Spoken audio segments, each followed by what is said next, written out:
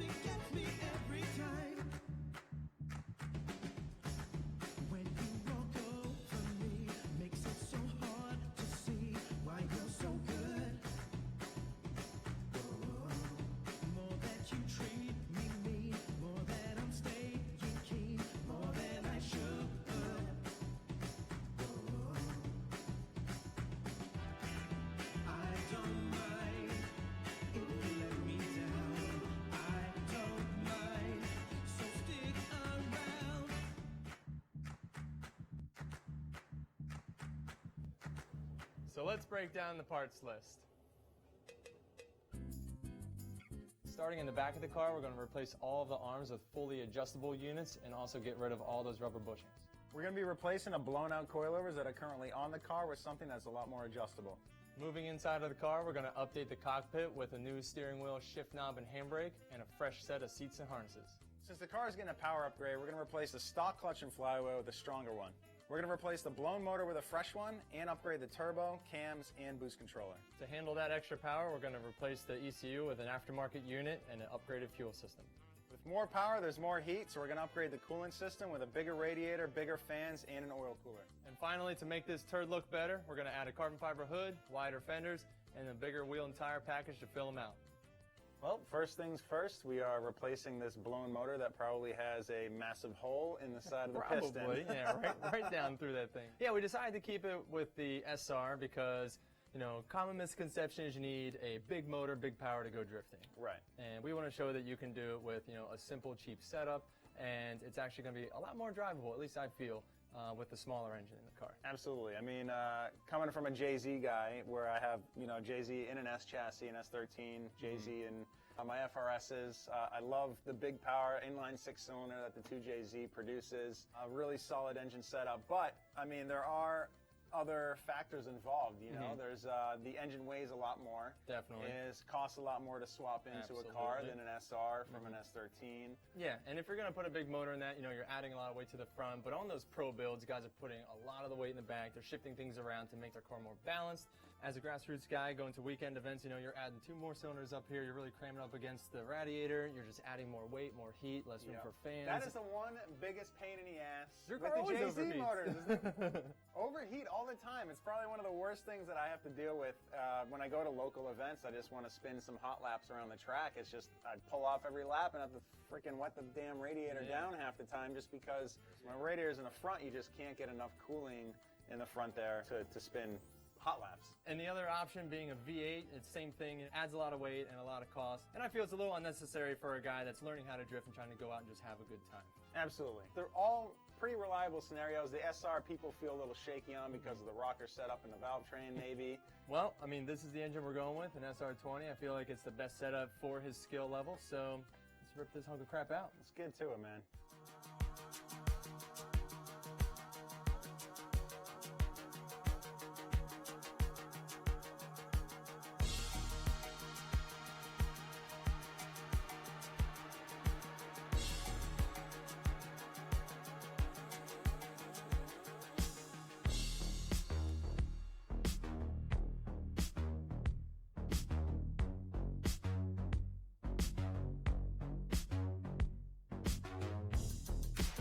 Well, we're back for another season of Drift Garage, and I'm pretty pumped on this project. Going good so far, but I'm sure we're going to hit some roadblocks. Absolutely. No doubt. So if you got any questions about a motor swap, or any questions at all, leave them in the comments below, and also tell us about your idiot moment.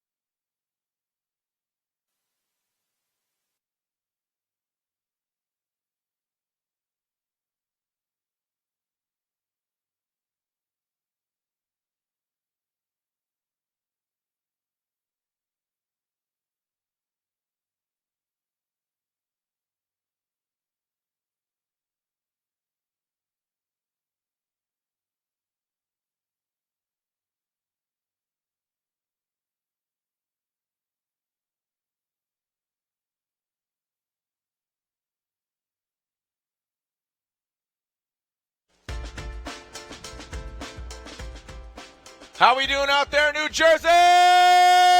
Welcome to Advanced Auto Parts Gauntlet, round 4 of the Black Magic Formula Drift Pro Championship presented by Blackview Dash Cameras. I'm Jared Deanna. I'll be joined by my co-host Ryan Sage, Ryan Lontane, and Lorette Nickel in just a little bit. But now are the opening ceremonies kick off the 4th round of 8, moving one step closer to a 2017 Formula Drift Championship. Make some noise for all the drivers, New Jersey, and around the world! All right, if you will, please stand and remove your hats, because as you can see, this is more than a national anthem. As you can see, the young men and women wearing blue T-shirts down on track have made a commitment to serve in our United States Air Force. And to honor the commitment, please remain standing while General Herensack administers the oath of enlistment. Good afternoon, Formula Drift fans. I had to tell you, ladies and gentlemen, the United States Air Force is so thrilled to sponsor and be part of this awesome sport, because the values that make Formula Drift so awesome, of a commitment to excellence, precision, performance, dedication, and professionalism, those are also the values of our great United States Air Force. And I am absolutely thrilled today to induct the world's greatest Air Force, 17 young men and women from the state of New Jersey. Are you ready to join the world's greatest Air Force? Raise your right hand, repeat after me. I state your name. Do solemnly swear that I will support and defend the Constitution of the United States against all enemies, foreign and domestic. I will bear true faith and allegiance to the same. And I will obey the orders of the President of the United States and the orders of the officers appointed over me,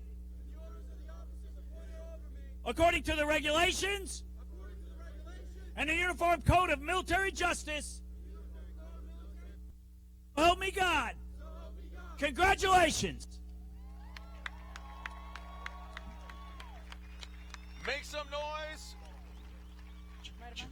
Make some noise and please remain standing. Thank you to General Herensack. And now presenting the colors is the 314 Recruiting Squadron. And singing the national anthem is Tech Sergeant Christina Thompson from McGuire Air Force Base. Oh, say, can you see by the dawn's early light what so proudly we hailed at the twilight's last gleaming, whose broad stripes and bright stars through the perilous fight, all the ramparts we watched were so gallantly streaming, and the rocket's red glare, the bombs bursting in air, gave proof to the night that our flag was still there. Oh, say, does that star-spangled banner yet wave on the lands of the free and the home of the brave? Thank you to Tech Sergeant Christina Thompson from McGuire Air Force Base, the 314 Recruiting Squadron, and again, the young men and women just now committed to serve in the United States Air Force, committed by General Herensack. Now let's introduce you to our top 16 drivers ready to do battle here at the Advanced Auto Parts Gauntlet. Starting things off with a former Formula Drift champion coming to us from Japan, the Turn 14 Distribution Falcon Tires BRZ. It's Slide or Daichiro Yoshihara. More teal and blue here, and he got his engine strapped back together. He's in the Falcon Tires Field Suspension S14. It is Edimus Odi Bakshis. Next up in the Inca Madness Racing RTR Racing Services Field Suspension Nitto Tires Monster BMW, it is Alex Hilbrun. Some more international flair here, the Pure Performance Sport Nexen Tires S15, it is Juha Rintanen. He drove hard in qualifying. He got a bye, and we're about to see him do battles. Roush Performance Falcon Tires Ford Mustang on some weld wheels. It is JTP Justin Pollock. We call him Little Tex, but he's got a big steering wheel in his hands. He's number 144 in Juca Racing Hankook Tires S13.4. It is Nate Hamilton. Live free or die is his state's motto. He's from New Hampshire. He is in the Black Magic Intense Hankook Tires. What's the 411? Say hello to Ryan Turk. Coming to us from Sun Valley, California, the Doc X Hankook Tires, Megan Racing, Edelbrock Supercharged V8 S14, the relentless one, Jeff Jones. Coming to us from the Pacific Northwest, Medford, Oregon, car number 959. This machine was built for war on Nexen Tires. It is Matt Kaufman. This gentleman got a top qualifying spot coming to us from Latvia. Let's see if he gets on the podium once again in the HEK Mast Achilles Weisfab Motul BMW. It is Christoph Splush. Our next driver is currently leading the 2017 Formula Drift Points Chase. He was here 7 years ago, and he's back with a vengeance. He's currently 2 for 3. Can he make it 3 for 4? He's in the Word House Drift Team Falcon Tires S15 from Ireland. It is James the Machine Dean. This former Formula Drift champion, 2015 champion, debuts a new car, the Rockstar Energy Drink. Toyota Racing, Toyota Corolla IM on Nexen Tires, the Norwegian Hammer, Fredrik Asbo. Our next driver got into a tussle early. He's back and he's ready to do battle. He podiumed here last year. Can he make it a repeat? He's the Monster Energy, Nitto Tires, Ford Performance, Mustang RTR, Von Ginn Jr. And next up, our number 1 qualifier and recipient of the Black Magic Top Qualifier Award. $500, a case of Black Magic Intense Tire Wet. Presenting the check is Otto Bogardi, District Manager of Advanced Auto Parts, and holding the sign is Chris McMillan and Sophia Massinelli, your number 1 qualifier in the BC Racing Nitto Tires Ford Mustang RTR, Chelsea Denofa. Dropping the cash. A former Formula Drift champion. He's running the pink in honor of his daughter in the Esso Autosports Achilles Radial BMW. It is Michael Essa. Last but definitely not least, just thinking many moons ago in 2005, seeing where he's at now. And if you look at this beautiful Jerry Yang Racing Achilles Radial GTR, say hello to Robbie Bushido Blade Nishida. These are your top 16 drivers.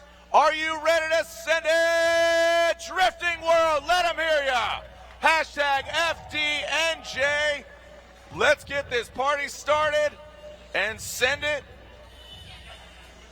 for the Advanced Auto Parts Gauntlet, round 4 of the Formula Drift Black Magic Pro Championship, presented by Blackview Dash Cameras. I'm Jared Dienda, Ryan Sage, Ryan Lontaine, Lorette Nickel will be giving you the play-by-play of what transpires here today.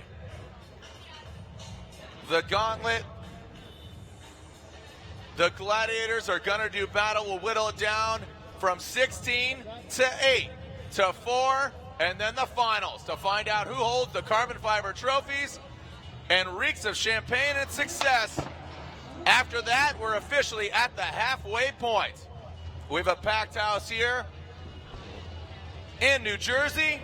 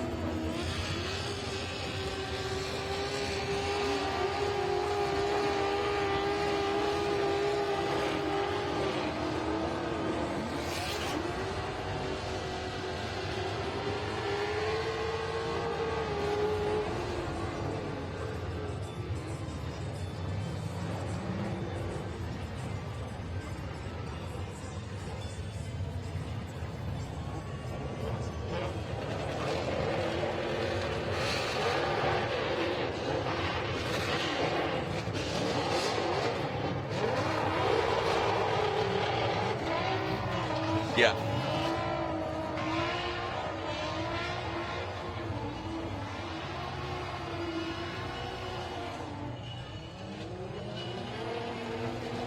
Check, check. All right. Well, there's a black and gray OGO backpack. If you can find that, please return that to the Judges Tower. Again, a black and gray OGO backpack. If you could please return that to Judges Tower. Also, I'm looking for Jess Osborne. Is there a Jess Osborne in the building? I'm looking for Jess Osborne. From what I understand, Nick Fragnoli has, he's kind of got a trophy for you as well. So Jess Osborne, I believe Nick Fragnoli, he's got a trophy for you as well. So, good luck. Hopefully, Jess, you find Nick. You find your knight in shining armor. Speaking of knight in shining armor, we have a special guest with us. It's Sergeant Sepakowski. Did I say that correctly? Sergeant Sepakowski from the United States Air Force? That's correct. Thank you. All right. I'm Jared Deanna. Nice to meet you. Nice to meet you, sir. And Sergeant Sepakowski, I got to ask you, what's your role in the United States Air Force? My current role in the United States Air Force is I'm an Air Force recruiter, responsible for a pretty big footprint, everything down from Bridgewater over to Freehold, New Jersey. Oh, wow. Yeah, that's quite a large area. It's a large area. And I always say this, my grandpa was in the United States Air Force. He's still alive, World War II fighter pilot. He's POW. Awesome. It is awesome. And he's an amazing man and a huge part of my life, as is the United States Air Force and the whole military. Thank you for all those that served, and are going to serve just like those young men and women, right? Yes, sir. All right. So I got to ask you, where are you originally from? Detroit, Michigan. Detroit, yeah, nice. Yes, sir. Motor City. Really, Motor City. So are you a car guy? Absolutely. Really? What do you drive right now? I drive a Toyota Tundra. Toyota. I got a Tundra too. What year? 2013. All right. Can you drift that thing? I can. You're not supposed to say yes. You're not supposed I'm to just say kidding. yes. I can't drift. No, you can't. No, you can't. And then other questions. Basically, why did you join the Air Force? I joined the Air Force to follow in family footsteps. Okay. I have some family that had served. Also, after the events of 9/11, I felt very passionate about doing my part to help defend America. I like freedom, so I like to carry that on and pay it forward. And why not join the world's greatest Air Force? That's awesome. How long you been in? 13 years. 13 years. Okay, so yes, sir. Why would you recommend somebody joining the Air Force? Or because people just think, you're on the front line, you're defending freedom, but there are many, just like a race car driver. It's not just about the driver. It's a team. It's all these different components. The technology. You can focus on many different things. From your mouth, why would you recommend somebody join the Air Force? I would recommend someone join the Air Force to become a better person, to become more independent. We have phenomenal opportunities to complete a college degree. I actually have 2 separate degrees the Air Force paid for, one in criminal justice and one in human resources. You get to travel around the world. I've been stationed all over the place, to include 26 different countries that have traveled, and you get phenomenal experience. Just the benefits just keep coming through. The camaraderie is unlike anything you'll ever experience. The brotherhood and sisterhood that you build is an unshakable bond. Okay. And just being in the military here, I've met my wife from New Jersey. Okay. Coming in, so it's just been a great experience. You just met her now? I just met her now.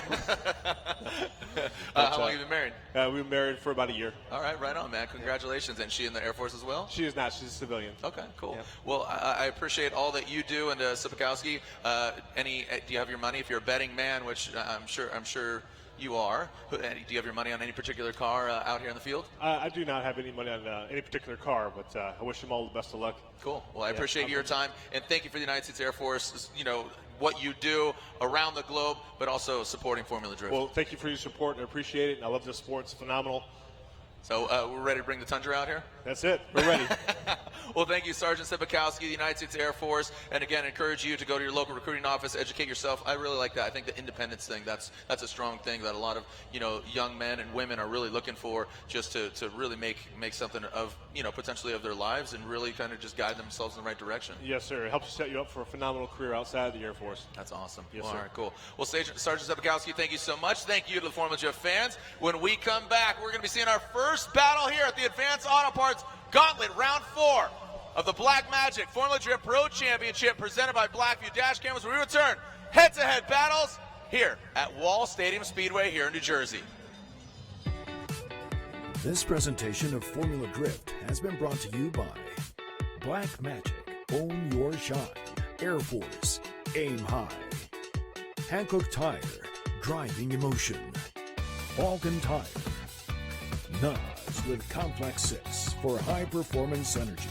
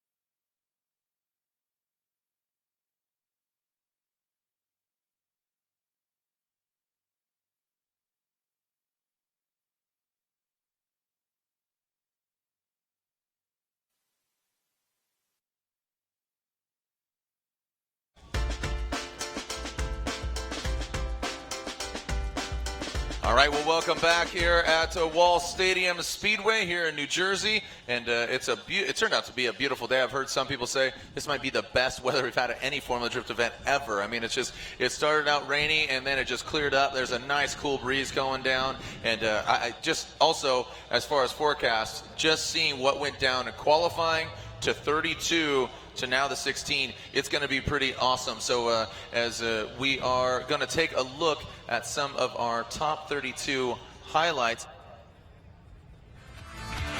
Okay.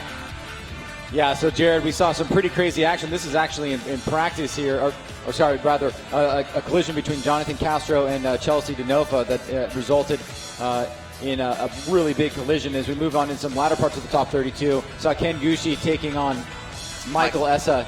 And Kengushi's been having some car troubles throughout the season here. Michael Essa looked very strong, a very challenging battle in the top 32. And then right here, we had some collision that ended up going into a spin here. A little bit of the judges really taking a close evaluation, looking at everything. Von Gittin Jr. moved on from there. And then, of course, we've got Odi Bakchis up here against Peter Vicek. And Peter, unfortunately, shut down just before the finish line and was not able to move on, had to actually leave that particular run. And then Frederick Osbo and Chris Forsberg in the top 32. When was the last time you saw that? Osbo made a mistake behind Forsberg, but Forsberg also had a mistake of his own, and Osbo moved on into the top 16. And then we see Matt Field here, and what happened with Matt on this run is he debeated a tire before he actually made contact with the wall after review, and he had to exit competition, unfortunately. So those are some of the highlights from the top 32. Yeah, it was pretty exciting, and again, just seeing how everything's unfolding and transpiring. But we have the making of a killer top 16. Chelsea Denofa is going to be going against Dai Yoshihara. Michael Essa is going against Von Gittin Jr., 2 former champions. Christoph Blush against Nate Hamilton. Nate Hamilton's looking really strong, but he knows he's going against a killer that is Christoph Blush. And then you got James Dean, who's our current points leader. He qualified 5th. He has not done battle against anybody today, and he's going against Alex Hilbrun, who's really in contention, I got to say, for a championship the way he's driving. Yeah, it's been really interesting to see him develop. On the other side of the lineup, we have Ryan Turk up against Odi Bakchis, so it'll be interesting to see how Ryan has adapted. He's been sitting around basically for quite a while, hasn't had any track action. We've got Osbo up against Juha Rintanen, Justin Pollock up against Jeff Jones, and Matt Kaufman taking on Robbie Nishida. All right, so our first battle is on deck.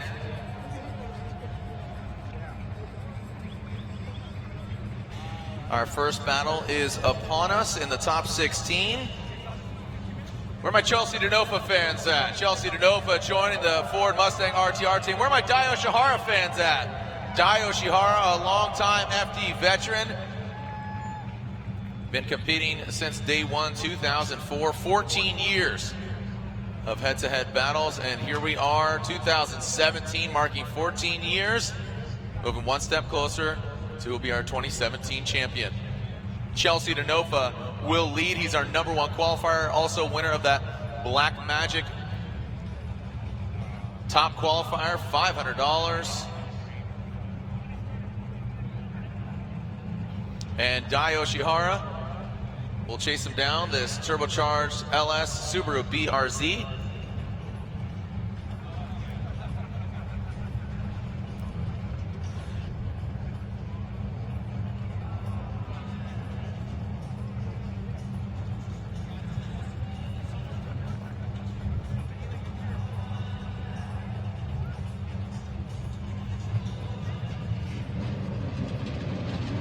All right, so we are ready to send it here. Our first battle of the 16. Chelsea Denofa going into that first outer zone. Denofa initiates, big angle. Right up on the wall is Denofa. Dai Yoshihara right there. A plume of middle tire smoke in Dai Yoshihara's face. Has come into that second outer zone.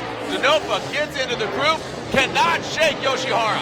Dai Yoshihara right there on the back end of that Mustang. Dai Yoshihara takes out that Black Magic Intense clipping point. Whoa, doctor, look at that.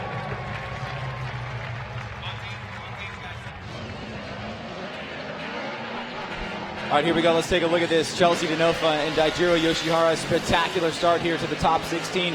Nice and high on the bank by Denofa, but look at Daijiro Yoshihara staying within close proximity. Great job right there to avoid the contact. He was coming in just a tiny bit straighter than Denofa, who was carrying big angle, but enough momentum through that first inside clip. Then both guys do a great job in that second outer zone. Now right there, Dai is going to make a pretty sizable mistake on that second inside clip, and just not able to get the transition that Chelsea had. He does maintain proximity, so those will be the takeaways from that first run. Dai making that little bit of mistake in the chase, but otherwise doing a really great job, and Denofa overall solidly run. Dai Yoshihara will now lead. Chelsea Denofa will give chase. Seen people grab their lemonade, funnel cake, all the snacks, and they're about to get a face full of smoke here. Some great driving by both these guys right here. As Dai Yoshihara will now lead. Denofa will give chase. You can see the wind still blowing.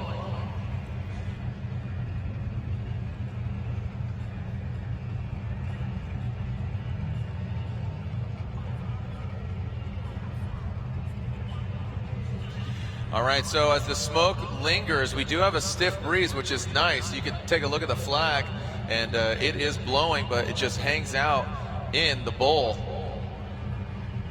of Wall Stadium Speedway. Dye waiting patiently or impatiently, regardless. We do have that center line. We do not have the chicane, the start chicane as instituted at other rounds, just due to the sheer angle of the bank. Here comes Yoshihara, flicks it in right at the point of no return. And Dye right on the wall now, nice job. Denofa, oh goodness, Denofa rotates, our #1 qualifier.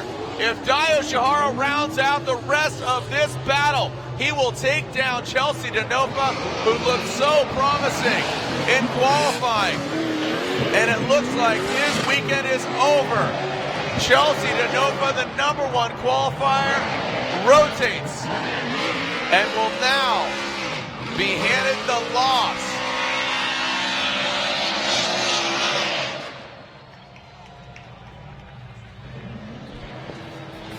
Well, things getting exciting here in the top 16, Jared, as we take a look at this again. Look at how close Denofa starts to Dye. He knew he needed to do that, but Dye runs a very high line there. Now watch as Denofa comes off the bank. He's going to put big angle in the car and not able to hold it there.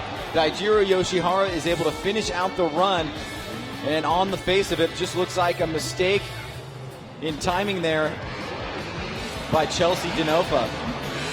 Yeah, unfortunate turn of events there for Chelsea Denofa.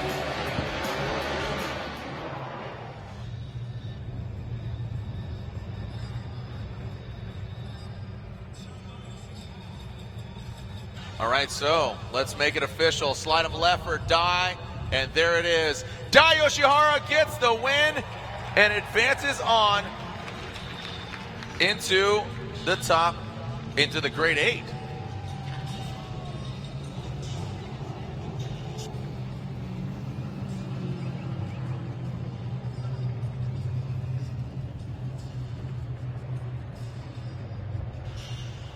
So Dai Yoshihara advances on. Can Vaughn Gittin Jr. fly the RTR flag as he is going up next? Michael Essa, Achilles Radial, Essa Autosports, BMW there in the chute.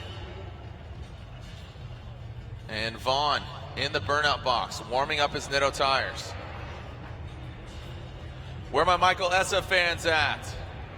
The BMW, Michael Essa, again, former Formula Drift champion.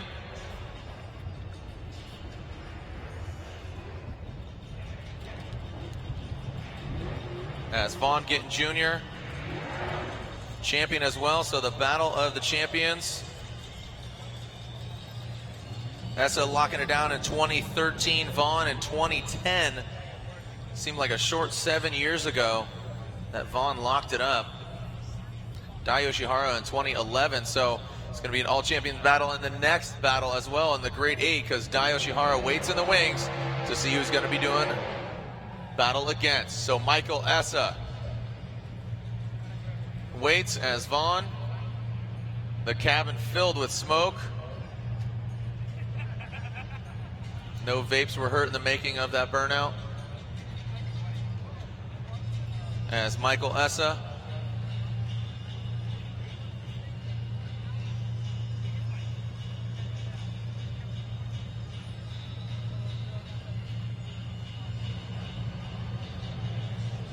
and we are waiting for our CBS Sports Network crew mounting the cameras and getting ready to send it. Again, Essa, 2013 champion, will be leading. Vaughn Gittin Jr., 2010 champion. Give it chase. The signature three-wheel motion from those RTR Mustangs. Here comes Essa, faint entry, stays above the line, throws it in, high and tight. Vaughn Gittin Jr. shuts it down. An initiation from Vaughn Gittin Jr. Essa brings it into the crease, dials it in as Vaughn coasting through the course. Essa finishing it out and will have a major advantage against the Monster Mustang. Ryan, what yeah, happened something here? definitely went awry there for Vaughn Gittin Jr. You can see he starts off very aggressively. But as soon as he initiates, it doesn't seem like it really clicks into gear for him. And he just has to shut it down. Not sure if that was mechanical or a driver's error, but nonetheless, like you said, Jared, it's going to be a big advantage for Michael Essa on this second run here. Now, Vaughn's car is up and running now because he's putting some heat in the tires. He's got a lot of work cut out for him on this lead run. He's going to need Michael Essa to make an equivalent mistake, which for Michael Essa, he's in a good position because he doesn't want to sandbag, but he can stay back a little bit and just make sure that he puts down a solid competitive chase run. Yeah, give himself some room. As you said, sandbag, or we call it technically an inactive chase. So Vaughn will now lead. Michael Essa will chase him down with that advantage, letting the smoke clear a bit. You can see right there on the bank, a lot of smoke accumulating. This guy's cranking out a ton of it as the Nitto tires on Vaughn's vehicle. That's pretty much just Michael Essa's evidence.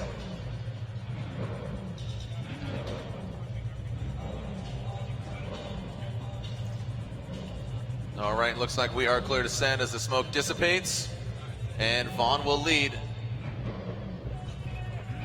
with that disadvantage. So again, vision is key. Want to make sure they can see, and that is an unforgiving corner. How is Vaughn going to fare? Into the wall goes Vaughn. Michael Essa works his way up the bank in that first outside clipping zone. Coming down that first clip, you saw Michael Essa make a quick twitch to wrap it around that first inside clip. Vaughn really cutting it into the groove. Nice job by Vaughn. Essa gives himself a bit of a safe distance. Into the touch and go, and one final clip, and Vaughn Gittin Jr. is unofficially put to a halt by Michael Essa. Ryan. Well, it was a great run by Vaughn Gittin Jr., but Jared, as you said, just not enough here. What Vaughn needed was Michael Essa to make a big mistake. You see Essa keeps him pretty close in tow there. He wasn't going for that home run chase run. He just needed to keep him in distance. He made a little bit of a mistake there on the inside. That could have got a little bit scary there, but I'm not sure that it warrants an incomplete run. As you can see, Vaughn here really getting through this course phenomenally here. He did come up a little bit short on that touch and go area there, but he was looking for a big lead run and hoping for Michael Essa to make a mistake. We are in the Ford top 16, but all signs are saying that the Ford Mustang of Vaughn Gittin Jr. is put to a halt, and there it is. Michael Essa gets the victory in the Achilles Radial. Essa Autosports BMW and the Monster Energy Nitto tire Ford Performance Mustang RTR. And that is back-to-back losses. Both RTR Mustangs of Denofa and Gittin stopped in their tracks in the top 16.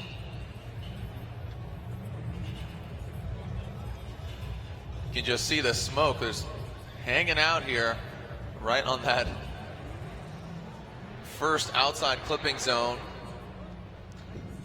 And we are 2 battles into the top 16. 6 more to go. As our next battle, you see Kristaps Blush. Kristaps qualifying 4th. He will be leading as Nate Hamilton takes out Pat Gooden in a one more time. Kristaps had the bye run because of his phenomenal qualification run. Got him into 4th position.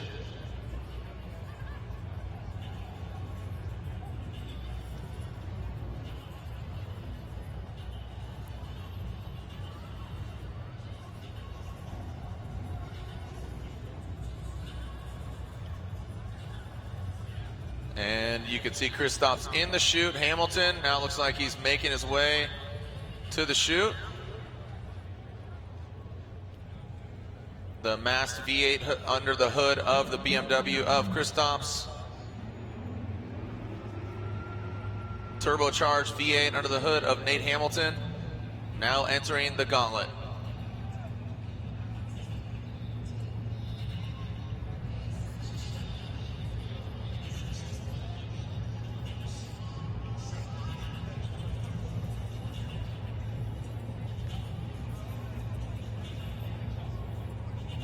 All right, and now looks like getting the cameras ready.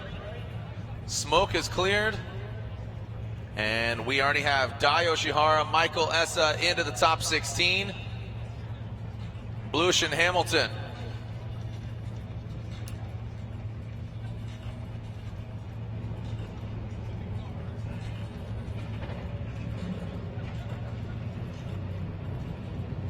And you can see the lights illuminating on the start tree. Hamilton gives himself a little bit of jump there, and that is allowed. Blush flying into the outside zone. Oh, and Hamilton hard into the wall. Hamilton worked his way down and then up, and that is not where you want to put the front end of your vehicle. A hard hit by this unforgiving wall as Kristaps rounds out the rest of the course. And that will be a cleanup on aisle one. Want to make sure that Nate Hamilton is okay. Yeah, that was a really hard hit. Let's take a look here. You can see he starts to go straight right after initiation, goes into the wall hard. The vehicle pops up in the air, and that Armco does not move easily. That was a real hard hit from Nate Hamilton. Hoping that he's okay. As far as the run is concerned here, you can see that Kristaps Blues does need to finish the run. He is able to do that, but all of our attention is turned to Nate Hamilton here. And he's still sitting in a plume of smoke from Kristaps Blues. So we'll take a look. Let's take a quick break, make sure everything is okay for Nate Hamilton and his camp. When we come back, let's see what happens here. Round 4, the Formula Drift Black Magic Pro Championship presented by Blackview Dash Cameras. Hold on. All right, make it real quick. Nate Hamilton out of the car. Make some noise before we go to commercial break. Nate Hamilton out of the car. He is okay. There you go. Little Tex holding it up. He'll be allowed a competition timeout. I don't believe he called one previously, but that was a hard hit. There are going to be way more things than just cosmetic, and even that front left corner. It's going to need a lot of work. We'll see if he'll be able to advance. So we'll take a quick break. Thanks for joining us here. This is the Gauntlet, and sometimes it bites back. The Advanced Auto Parts Gauntlet, Round 4, the Black Magic Formula Jet Pro Championship presented by Blackview Dash Cams. When we come back, more here from Wall Stadium Speedway.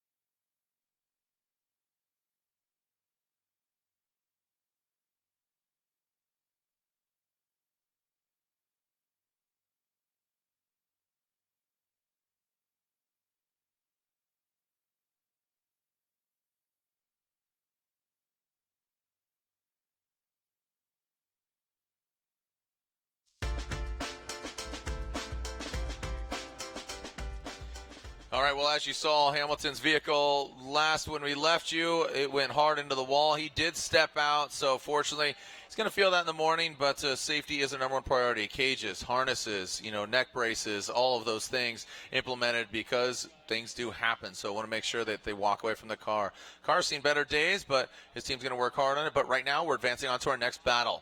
It's Ireland versus Peru. James Dean, our current points leader. He won round 1, and he won our previous round, round 3. Can he go for a repeat, or can he go for 3 for 4? But he's got to get through Alex Hilbrun, who is nothing to bat an eye at. He is on one right now. So Alex Hilbrun, James Dean in the chute. Ryan? Well, I was just going to say this is a repeat of the Long Beach finals. Where we had a very, very close battle and resulting in some contact through the last inside clip, which was very exciting. Both drivers pushing through, James Dean getting the win there. So Alex probably wants to get one back on him. Yeah, some redemption here. And we always talk about it in Ireland. I don't think they have a lot of ovals or circle tracks like this. So, I think this is better territory for Alex. He might have a little bit of advantage here. Yeah, perhaps. One thing that we've noticed about James Dean is he's just been incredible to adapt to changing conditions. He did very well in Orlando, all things considered, even getting knocked out earlier than he probably wanted to. But it was just an unbelievable approach that he took against Jonathan Castro, and Castro just outdid him that time. But the other thing notable here is James Dean has not seen a head-to-head battle because he did qualify 5th. So this is his first head-to-head battle. Hilbrun has already had a go against Cameron Moore, who is no pushover either. So James Dean, the Wordhouse Drift team, he is on the higher side of the bank. He will lead because of his higher qualifying position of 5th compared to Alex Hilbrun's 12th. The Wordhouse Drift team, Falcon Tires, S15. Alex Hilbrun, IMR, Field Suspension, Nitto Tires, BMW. Let's see how James Dean throws down his first battle here in New Jersey. And we have a very clean track. No smoke looming. Send it. Dean and Hilbrun, Ireland versus Peru. Our points leader going toe-to-toe with Alex Hilbrun. Dean right up to the wall. Hilbrun tucks into that Falcon Tire smoke, not phased. Back at it. Tit for tat, getting into the second outer zone. Again, this is some redemption for Hilbrun from Long Beach. Can he fight back? Can he take down our current points leader? A phenomenal battle here between both these gentlemen, Dean and Hilbrun. Walk us through it again, Ryan. Well, this is exactly what James Dean has been known for throughout this year, coming down out in the lead position, a high qualifier, laying down an incredible lead run, running his bumper all the way up on the guardrail, perfect on that inside clip.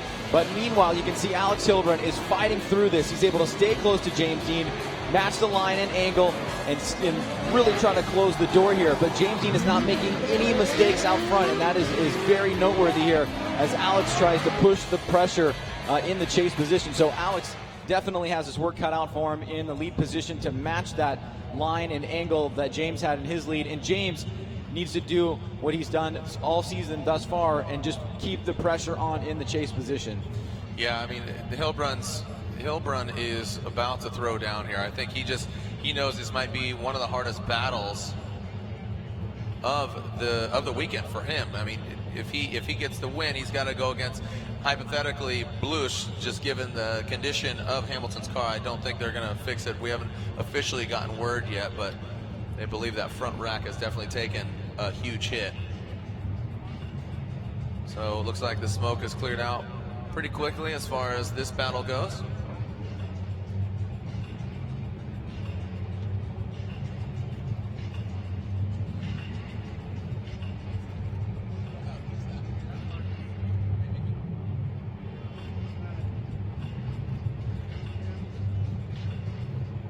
All right, track is clear.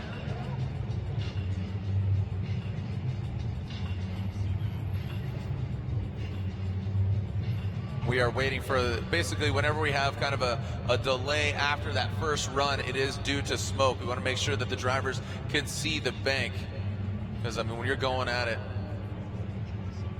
and the sun, the way the sun is positioned too, so Definitely is blinding. Alex Hilbrun out front. James Dean. Here we go. Hilbrun initiates. Really well done by Hilbrun and James Dean into formation. The machine, Hilbrun, oh, and Hilbrun. Too much angle.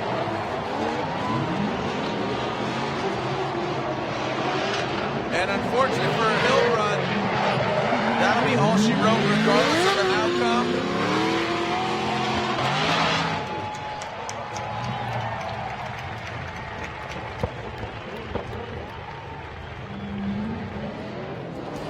Well, Jared, it looks like Hilbrun did that one to himself here. He was just pushing very hard out front, starting off strong. Great job so far. Then watch that first inside clip. Just angles up too much, is not able to make the rotation. And James Dean sees it, makes sure to get by him safely. And Alex, for all the passion that he's got, just jumps right back into it. Yeah. It's not going to matter. He basically went off course and pretty much has an incomplete, but nonetheless, that was fun to see and gave us a little extra show. But we know what the result will be. Yeah, it's just unfortunate. Slide him right for James Dean.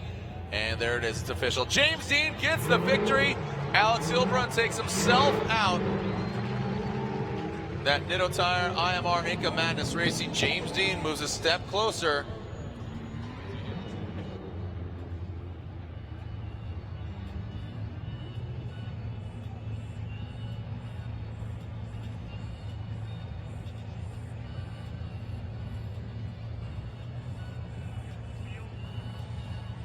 All right, so we are getting word that Nate Hamilton's vehicle is just way too damaged to repair, so that means Kristaps Blush will be getting a bye run and advancing on. Hamilton just pushing too hard, so Kristaps will be advancing. So with this bye run, it'll solidify his advancement into the Great 8, and we're halfway through the top 16.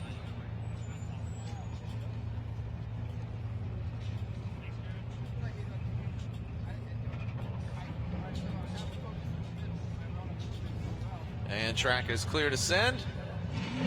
The HGK BMW. Going into the wall. This is a bit of practice for him.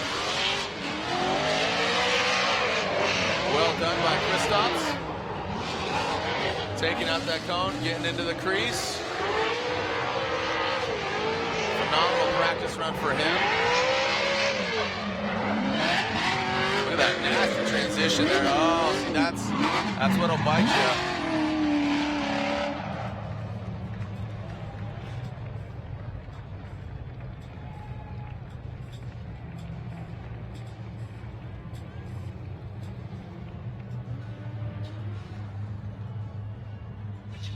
So Kristaps Blush advances on. And looks like with Blush moving on, Nate Hamilton caught up with Lorette Nickel. Lorette? Unfortunately, we saw Nate Hamilton go into the wall. My first question is, are you okay? Yeah, I'm good. Definitely a big hit. One of the biggest hits I think I've had. But yeah, I'm all right. I'm good. Yep. And the problem, unfortunately, too big to fix in 5 minutes. So what happens next? Yeah, the way I got into the wall with the front and the rear, I mean, honestly, I have a great crew behind me, but 5 minutes, it would be tough to fix it. So just looking at the damage, I'm done. I'm so sorry to hear that. What is the team going to have to fix on the car?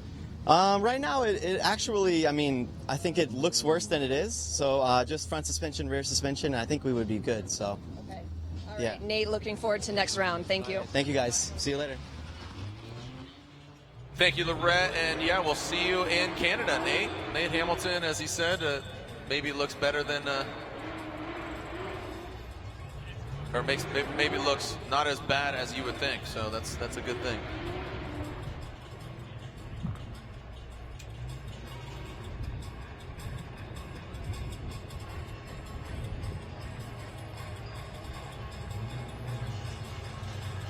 All right, entering the gauntlet now.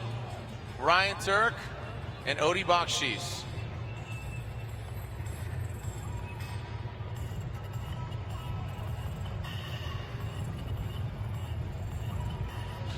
Ryan Turk, Advanced Auto Parts, Black Magic, Toyota Racing GT86, Odi Bakshi's in that V8 powered, Falcon tires, S14.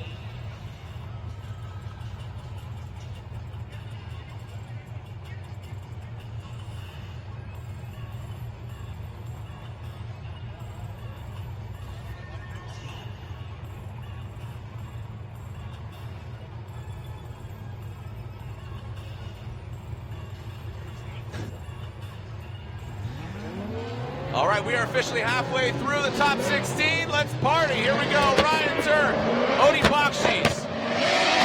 Ryan throws it into that first outer zone.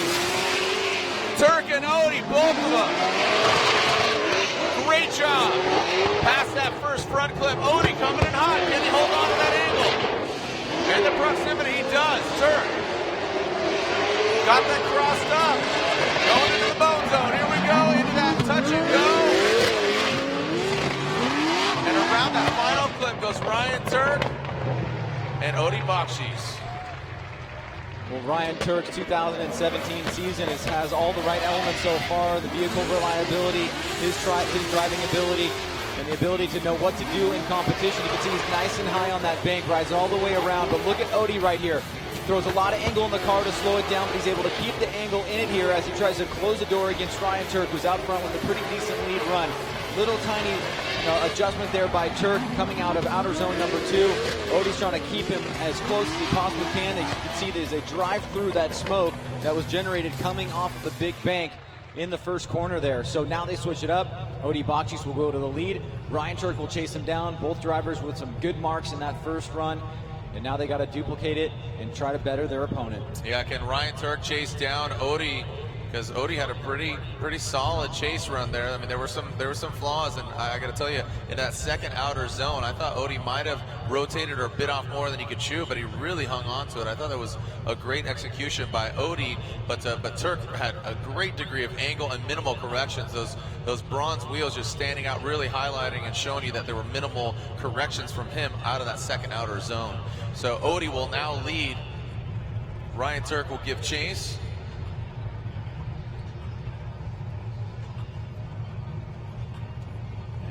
Again, that smoke playing a role. And it looks like we are clear to send. Here we go, the second half of this battle. Who's advancing on into the Great 8. Odi out front, Ryan Turk in chase position. Odi throws it in. Ryan Turk. Odi not as high on the bank, now coming down into the transition. Odi tight on the front clip, and Ryan Turk pushes too hard. But no, salvages just a bit. Want to take a look at that again. It looked like that was going to turn into a catastrophe. Not the case, but does not get out of that touch and go.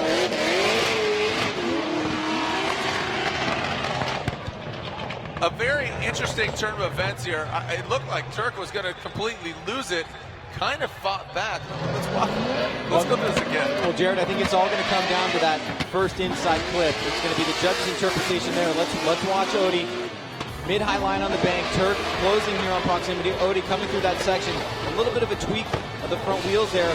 Turk comes through really quickly, so the judges are going to have to digest that. We do have the rest of the run to watch here, but it was probably the most interesting thing that happened that will require us to really give a deeper look at to determine exactly what the course of action was there and what actions the judges will take with respect to that. Yeah, it didn't look like any traditional run we've seen throughout the day. Yeah, and you know, the judges do talk about acceleration and deceleration. We call it the accel-decel map, and this is where basically green, obviously go. Red, slow down. You're allowed to slow down. This has been basically, you know, critiqued by the judges. They say this is points where you can slow down. As you can see, right on initiation, yeah, you can slow down a little bit to initiate, throw it in, but then in that after that inside clip, when you go into outside zone 2, you are allowed to slow down there. And then finally the third one, the touch and go area, where you see the red, you're allowed to slow down. So the judges now taking a look at it one more time. Here's Odi out front, Turk in the chase position. Ryan, anything stand out to you? Well, let's just watch the forward momentum of Odie as he comes through this section here. If anybody notices anything irregular, or if it looks like he was coming through with the proper momentum. Now, the drivers are obviously using angle to come through that section, but the judges do want a clean forward momentum until you get to the slowdown area, which is the slowdown area is more in the area where Turk and Odie are situated right now. Now, here it is from another angle. This is from the rooftop there, so this is from where we're sitting, just to the left of us here.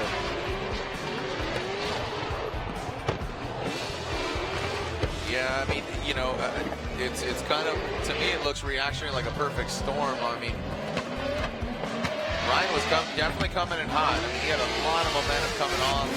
I think the question is, you know, was Odie slowing down too much? It just it looked wacky. Well, it's not a Forrest Wang Forsberg incident where it's clear that there was big angle in the car and the car was slowing, which was a very controversial battle last year. This is a watch both cars and see how the momentum is adjusting. You can see if there's any brake lights on Odie's car by looking up at the front. You can watch Ryan's car. You can see his lights came on there before he made contact, was able to hang in it. Well, the judges got their work cut out for him on this one. Yeah, I mean, this is where your spotter comes into, you know, really comes into play, because all the drivers have spotters, or if you're running a pro team, it's a strong recommendation. Let's just call it what it is. They'll have spotters. So this is where it comes in. Like, okay, this is what we've seen from this competitor previously. Expect this. Maybe some larger angle compared to this guy, or some slowing or whatever. But I'll tell you, Ryan Turk definitely comes in hot off of the bank. Question is, you know, did he expect that? Did he expect something different? And you know, you gotta be ready to kind of accommodate what's put out in front of you. Well, that inside clip, it's always yeah, it's for years. It's always been an area where a lot of action happens. That and the cheese grater, of course. But in this particular case, it's really trying to manage your momentum coming off the bank. The judges are very clear what they want. And, you know, now that we've had an incident there that's going to play a role in this matchup, we'll certainly want to hear from Ryan Lantain and the other judges, depending on which direction they go. Yeah, it looks like they're still, it's like they're finally kind of coming to a decision. And, again, the judges are really looking at this, analyzing this. I mean, this is advancing on into the grade 8. So there's some points at stake. There's some advancement. I mean, both of them in the 16. We're looking at it again here, Ryan. This is Odie leading, Turk giving chase. Let's just not talk. This is what the car for a second.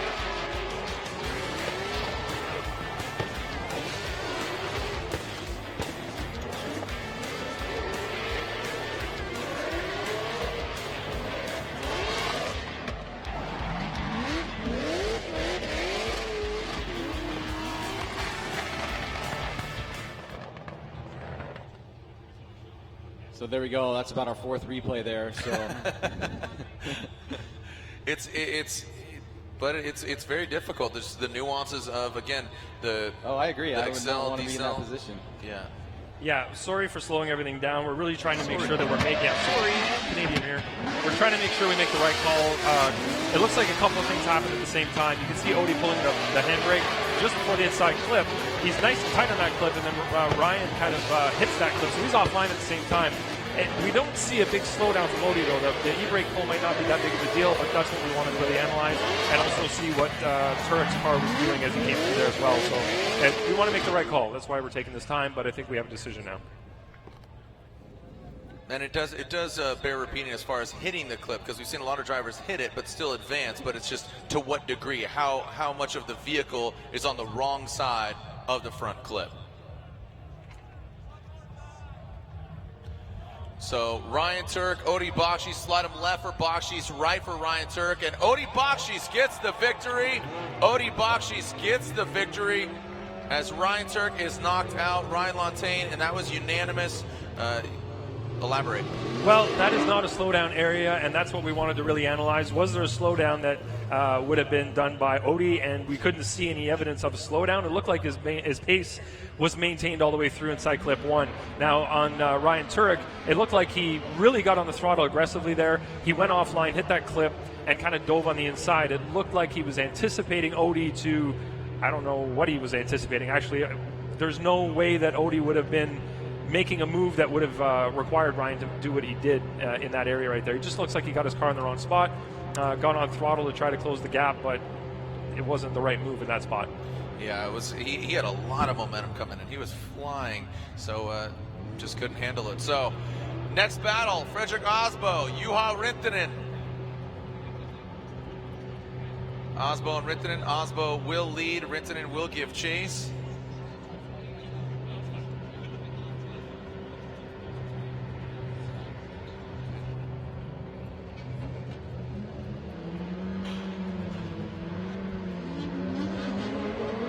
Fredrik Asbo, Rockstar Energy Drink. Toyota Racing, Toyota Pro, in front.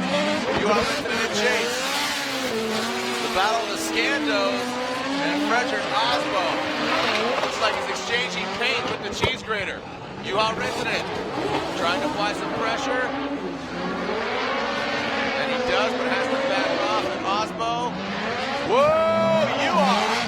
Woo! That was scary. Wow. Juha got way out of shape, almost going into that media pit. Yeah, but Asbo. That's the first time I've actually seen somebody do that. Now, look at Fredrik Asbo, what he does here on the bank. You cannot get closer than that, and for the duration that he does, incredible job there. Very tight on that inside clip. Great forward momentum flowing through that first inside clip into the second outer zone. Let's watch Juha here in the chase, see what happens here. As he comes through the smoke cloud, just looks like maybe he got lost for a second there.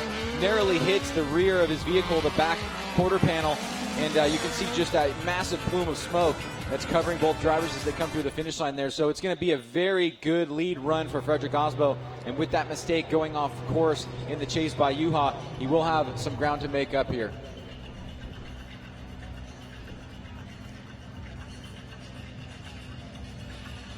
Juha Rintanen will lead as our Black Magic Intense Tire Wet Spray clipping points back into position.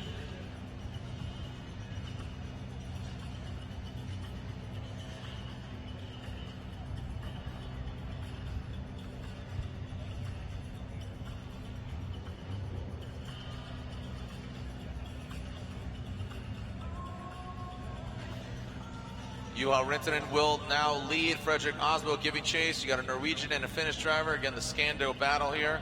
Juha Rintanen. Nexen Tires, S15.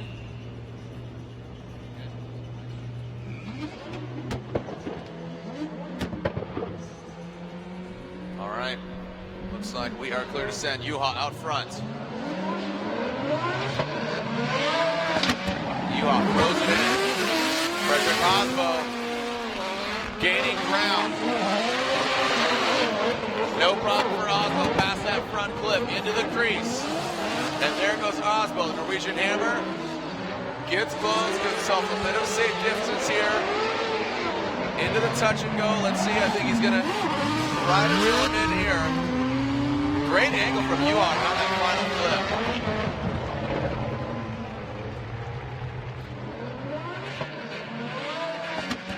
Well, after that solid lead run, Jared, by Fredrik Asbo, he backs it up here with a pretty solid chase. Juha was going to have to pull out all the stops here and try to force in air on Fredrik Asbo, which he does not make in this battle here. So this should be an easy victory for Fredrik Asbo to move on to the Grade 8, and he will face Odie Bakchis. But as we take a look at some of the action here, you can see Juha really doing a great job in the lead position. Just that one mistake in the chase can be all the difference in a battle. And it's why these guys need to almost run these perfect runs every time around in order to get victories. So let's go to the judges. Go to the judges, slide him left for Juha, right for Asbo. You have to assume that Fredrik Asbo. And there it is. Fredrik Asbo with the victory. Just a very dominant performance there, but Juha Rintanen had some great runs.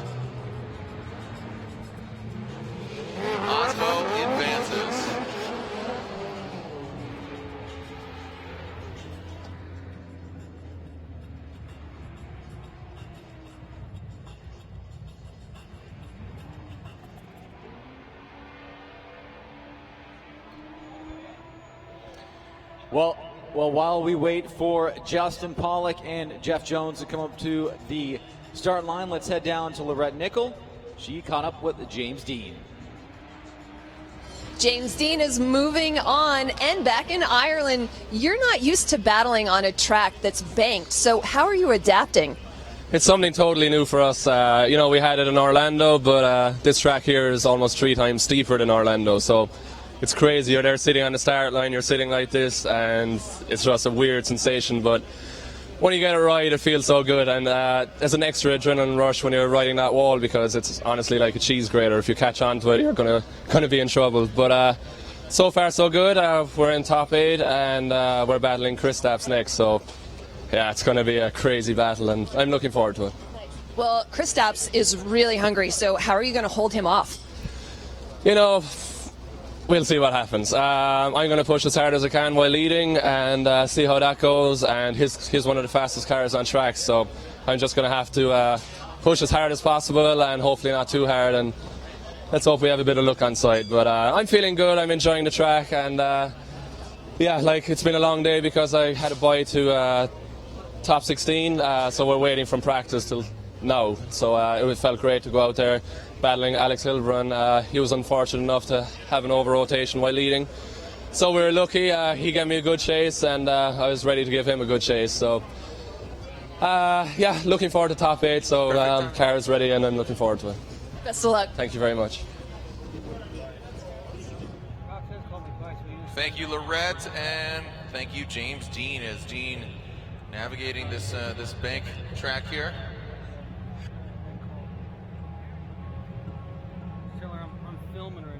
As we have our next battle on the top 16, JTP Justin Pollock, black and red all over the track, about to make some white here as they're going to create some smoke. JTP Justin Pollock in his Roush Performance Falcon tires, all carbon bodied Ford Mustang, and Jeff Jones going supercharged this year with the help of an Edelbrock supercharger. It's in the Doc X Hankook Tires S14.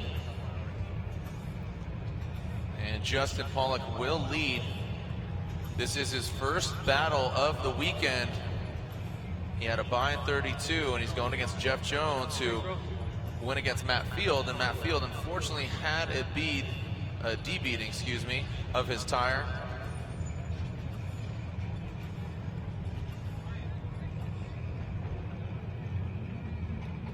All right, so as JTP Justin Pollock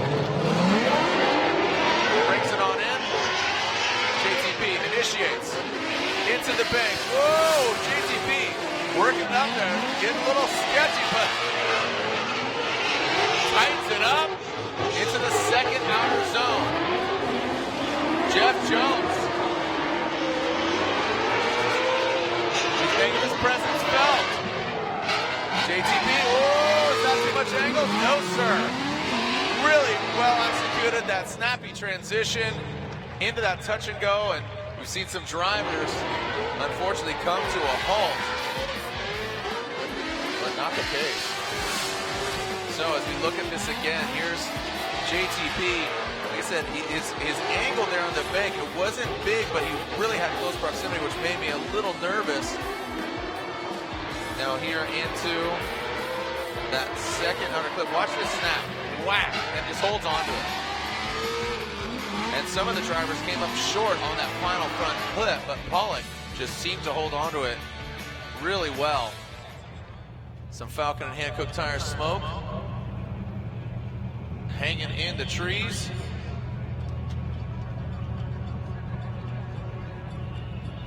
Now Jeff Jones will lead the smoke hanging out. If everybody could blow at the same time, we can get this cleared out.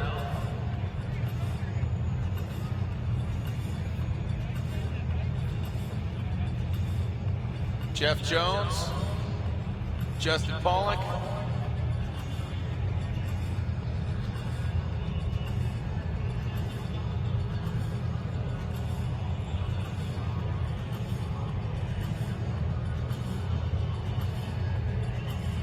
Looks like the smoke is dissipating.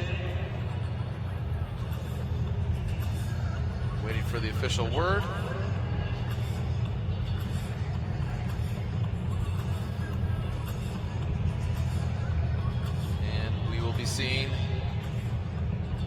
Jones lead. A lot of pressure on these guys' shoulders. Who's moving on to the grade 8? Next battle and final battle in top 16 will be Kaufman versus Nishida. The winner of that battle will go against one of these two gentlemen, Jones or Pollock. I think Jones needs, he knows he needs to throw it down here. He's got Pollock in his rearview mirror. How's he gonna hit it? Pressure mounting, here we go. Jones initiates. Pollock gives himself some room. Interesting initiation here from Pollock. As Jones now goes into the crease. Jones, great degree of angle. Jones types that second front foot, now bringing it into the final front flip. Goes Jones and Pollock.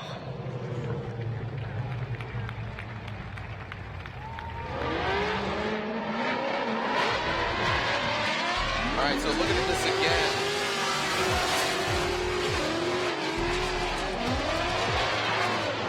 You can see Jones out front, into the crease here.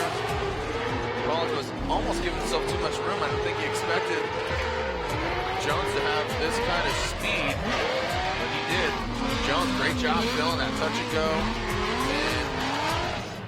And a wide swing around that final clip.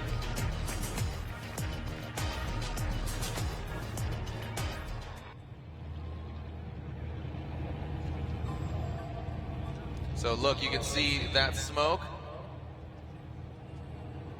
just hanging out there above the crowd. Here's another look with Jones out front.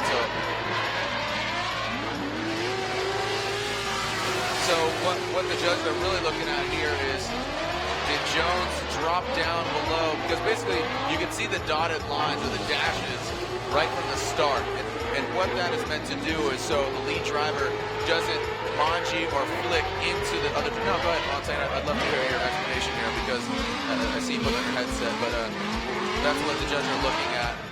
I was like, why did JTP initiate so late? But you guys made the observation. Right. You can see right there where Jones drops down below the line, and it impedes Justin's ability to initiate within proximity of him. That's the reason why we have the lanes, and you can see that there's at the end of those yellow lines, there's a line that drops down. That's the point at which JTP should be allowed to come up, but he was kind of impeded from even remaining close to Jeff Jones because Jeff Jones came down below the line. So this is something we spoke about in the meeting. We said we're going to be a little bit more strict at this event because of the banking here, even on the straightaway. That makes, and the lanes are really narrow here. That makes it really important to have your whole lane and the ability to initiate together. And you can see that in this instance here, JTP actually had to let off so that there would be contact between them. Yeah, that got a little hairy there. So our judges will take a look at this. Thank you, Ryan Lontaine, for your insight as we're in the Ford top 16. Jones and Pollock await the verdict.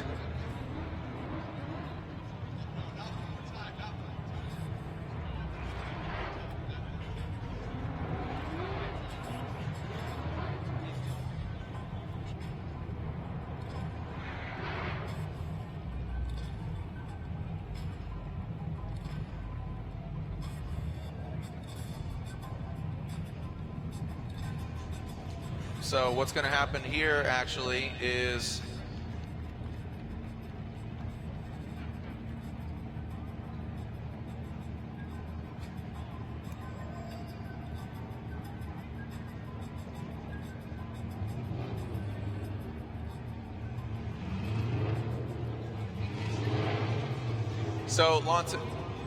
So Lontaine, if you could get on the comms here again. So if you could, that second run there is null and void. That second run is null and void.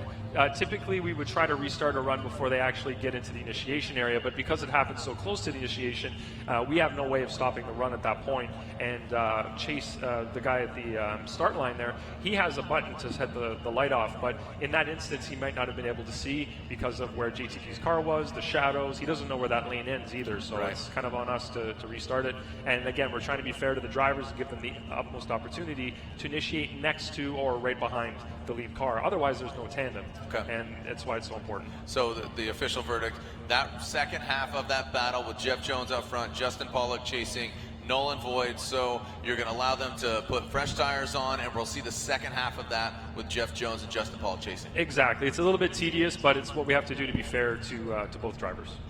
Copy that. Thank you for your deliberation and your explanation. So this was meant to be the final battle, but we have 1.5 battles left. Kaufman and Nishida. Kaufman will lead. Kaufman will be out front in his Ford V8 powered S13. And this 4.4 liter V6 here of Robbie Nishida. Stroked out Jerry Yang, Achilles Radial GTR.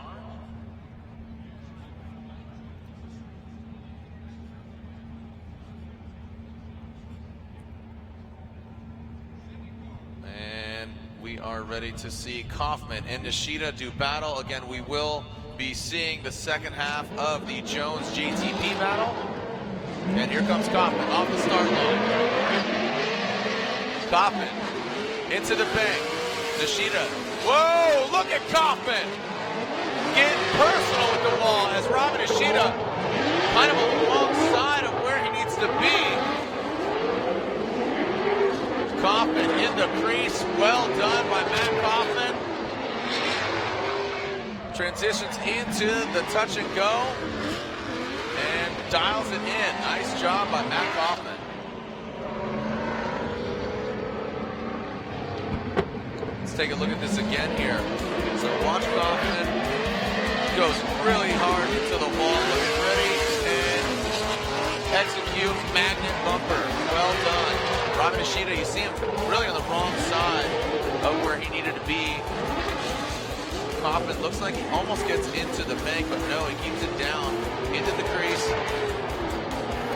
Robbie off of that front clip a little bit. Let's get out to the touch and go, Robbie. Dialing it in. Now you got to keep in mind that this is Robbie Nishida's second event with this brand new GTR car, and it's getting better and better. So definitely a nod to that team. Getting that car up and running. So now Nishida will lead.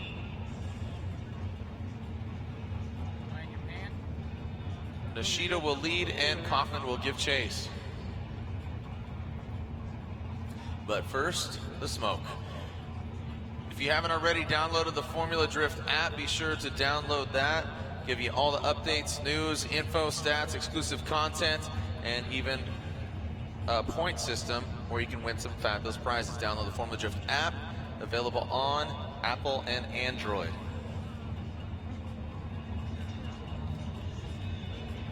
We have 4 rounds left. After this round, we make our way to Canada. We go to Texas, Seattle, and Irwindale to round out our 8-stop championship. A new champion or potential repeat champion, you know, we'll see.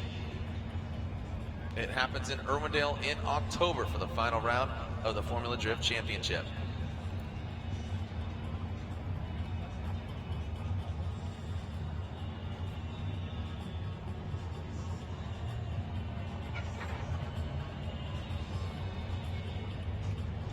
All right, so looks like smoke is minimized, and Nishida will lead as they leave the start line. Nishida and Kaufman. Nishida initiates into the wall. Kaufman starts out low, but then works it back up. Oh, Nishida taps the wall. You see Nishida tap the wall there towards the tail end of it. Throws it back in. No big deal. Keeps on continuing the Nishida play. Not bothered by it as Kaufman into the touch and go area, now brings it on in.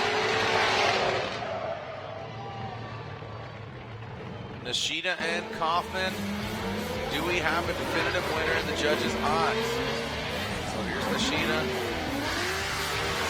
See him go for it.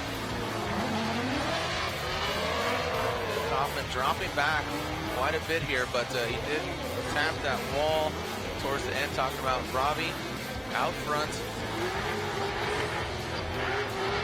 Really tight on that front clip. Touch and go. Kaufman barely just kisses it, just runs that line. second hash mark for Robbie on that final clip, and Matt about the third, 3.5. There was a half. Looking at it again. Nishida out front.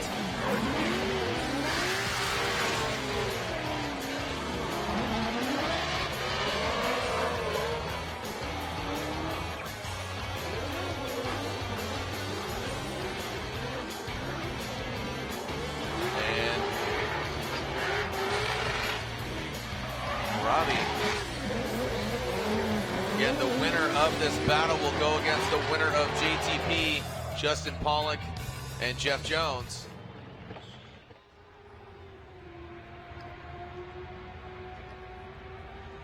All right, slide him left for Nishida, right for Kaufman, and Matt Kaufman gets the victory. Matt Kaufman advances on into the Great 8. Machine was built for war and lives to see another day. And again, so as we see, Robbie Nishida, that car getting better and better, looking for big things from that GTR, and Robbie up in Canada, Montreal, St. Eustache.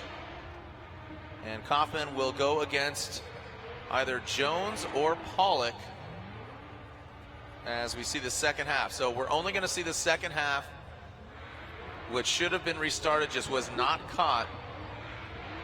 So Jones will lead, and Pollock will give chase. And taking a look at their first run here, here's Pollock. If you can recall it, a great strong lead run. You saw him getting really close to the wall. Well done.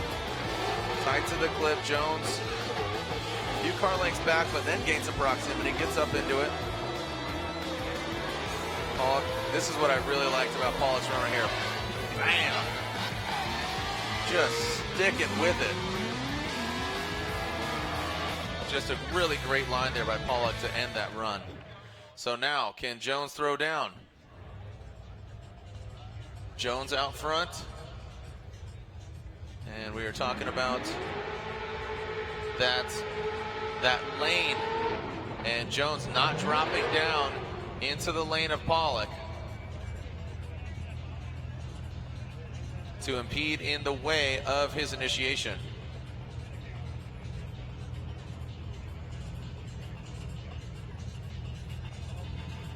All right, so again, this is our final battle of the top 16. Our Grade 8 is nearly shaped. Dai Yoshihara, Michael Essa, Christos Blues, James Dean, Odi Bakshis, Frederick Osbo, Matt Kaufman, and one of these gentlemen, Lantain.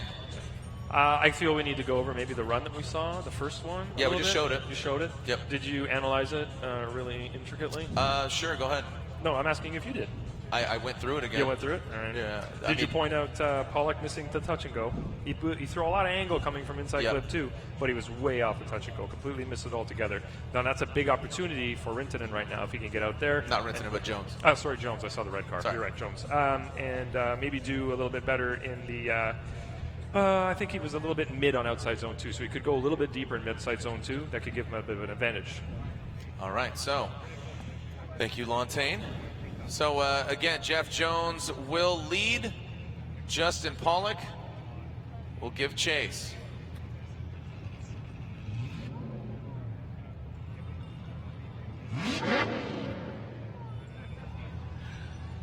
All right, so Jones and Pollock, the second half of this battle. We are only seeing this half. And it looks like the start lights are illuminated. Once they extinguish, we are good to go.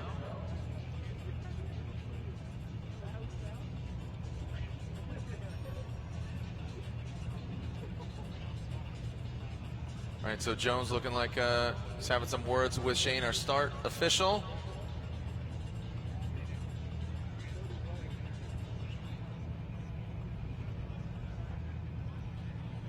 All right, looks like, again, having some issues there, just making sure everything is cool.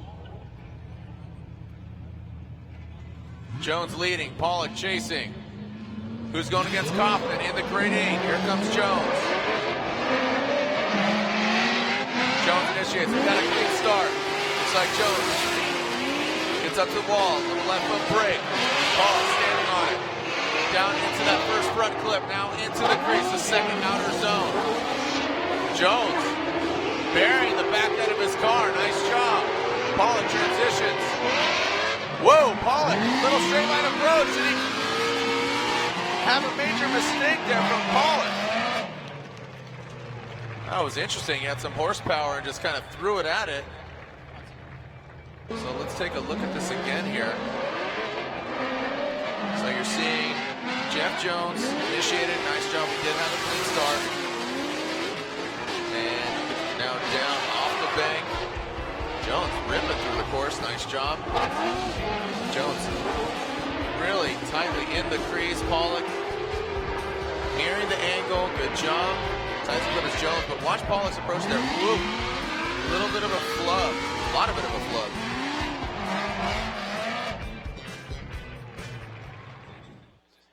So again, the second half battle of this Pollock-Jones. Who's going against Kaufman?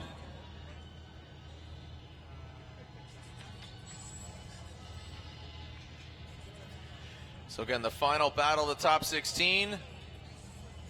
Waiting to find out, Jones or Pollock.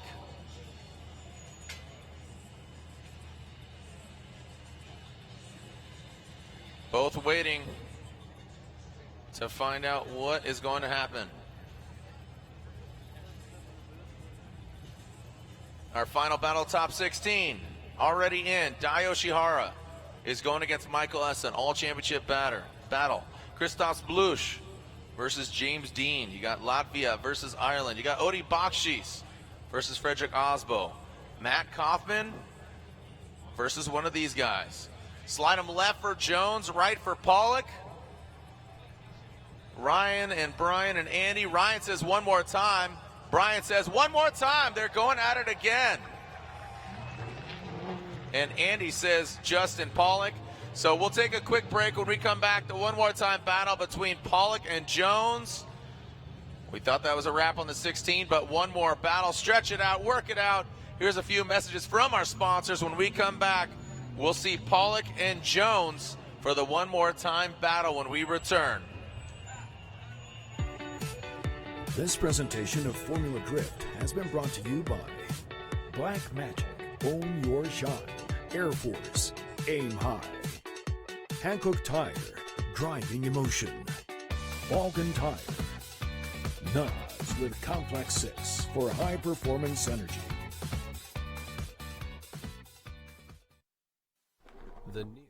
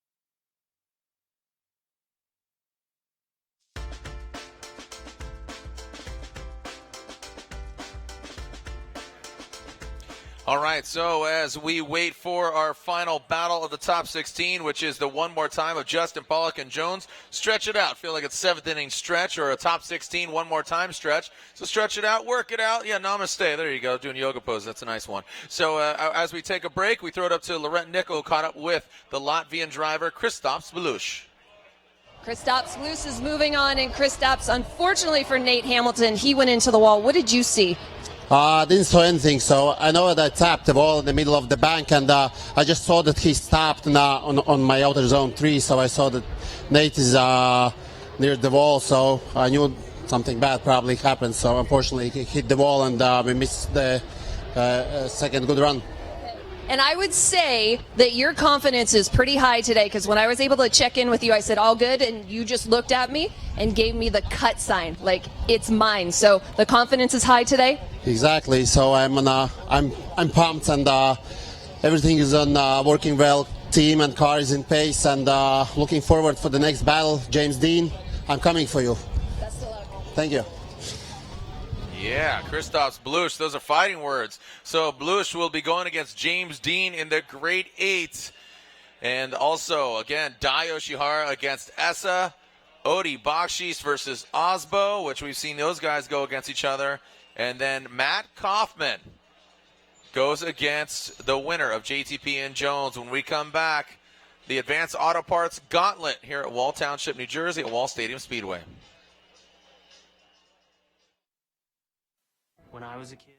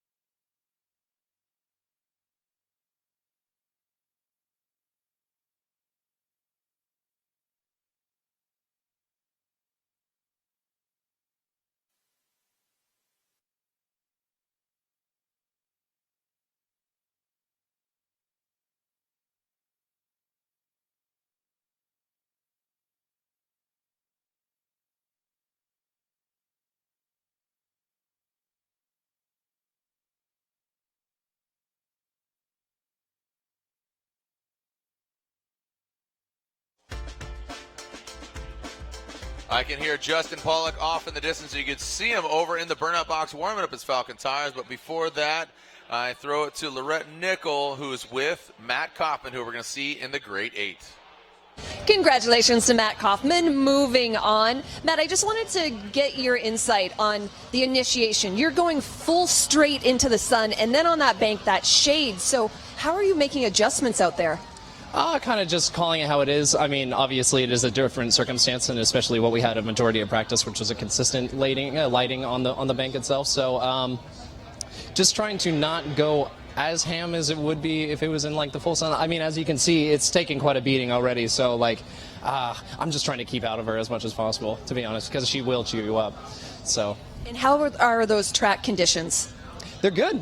They feel pretty comparable to what practice was. And to be honest, even going from the sun to the shade really isn't even that different. I would say maybe like a 10% loss of grip or like change of grip. So, yeah, it's interesting, but just take it as it comes. Matt, thank you. Thank you very much. Thank you, Lorette, and good luck to you, Matt Kaufman. You're going to be going against one of these guys, so your spotter should be taking notes. How are you going to fare against JTP or Jeff Jones? We're about to find out. Justin Pollock, Jeff Jones. Let's keep it tight and right, fellas. These guys have seen battle against each other 4 times, and they are 50-50. You can see that 59.9 winning percentage for Justin Pollock, 10% for Jeff Jones. So let's see if Jeff Jones can turn it up here and get it going.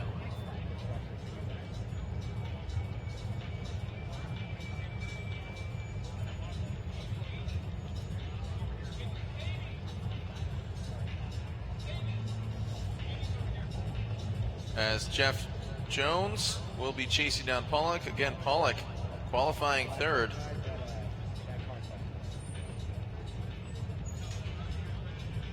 Jeff Jones qualifying 19th. In an obvious clear track of smoke with the delay. Thank you guys. Sticking around here in the building or online. We are live at the Advanced Auto Parts Gauntlet. Round 4, the Black Magic Formula Drift Pro Championship presented by Blackview Dash Cameras. As I said, James Dean leading the points chase into this round. Jeff Jones giving himself a little bit of a jump, which is allowed. Here we go! Our final battle of top 16. Pollock initiates into the bank.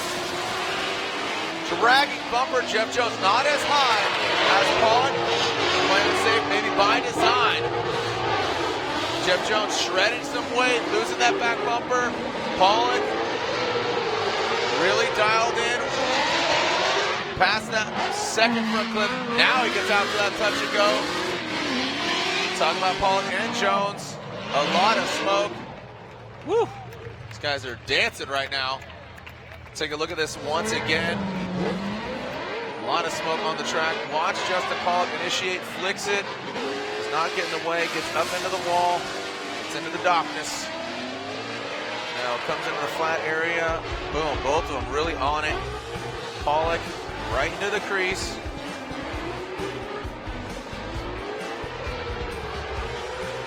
And that front clip zeroed in, both of them. You see Jeff Jones knock it out all the way into the touch and go, both the drivers. Well done. Well done by both the drivers. Now Jones will be out front, but there's going to be a small delay here. Look at that smoke just hanging out, and looks like the flag is not as strong and stiff as it once was. So again, if everybody could stop vaping over there in that section, I'd really appreciate it.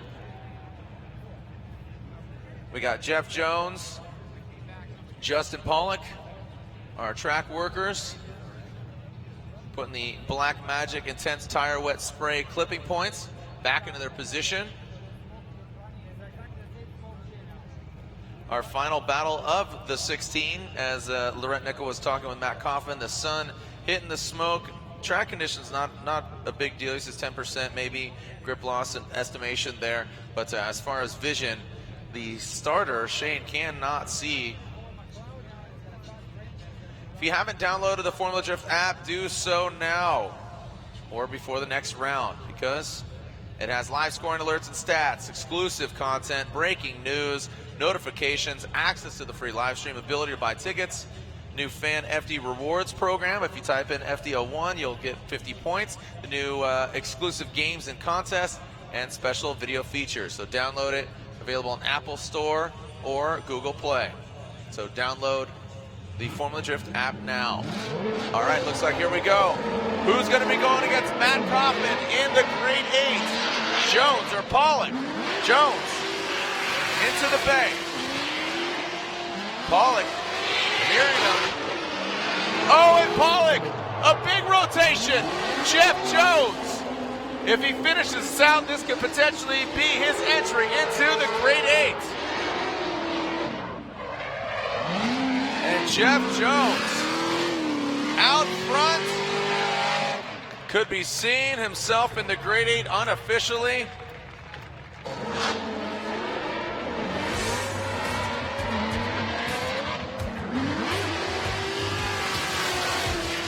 So looking at this once again, you see Jones off the wall, transitions down, and Pollock slams down. Looks like he just over-rotated.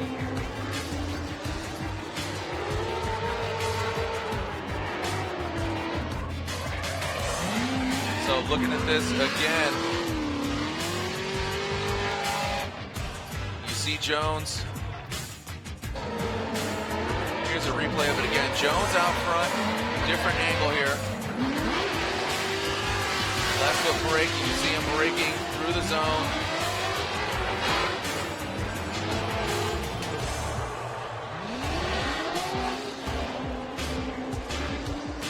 And Jones completes the entirety of the course without any mistakes, and Pollock spun.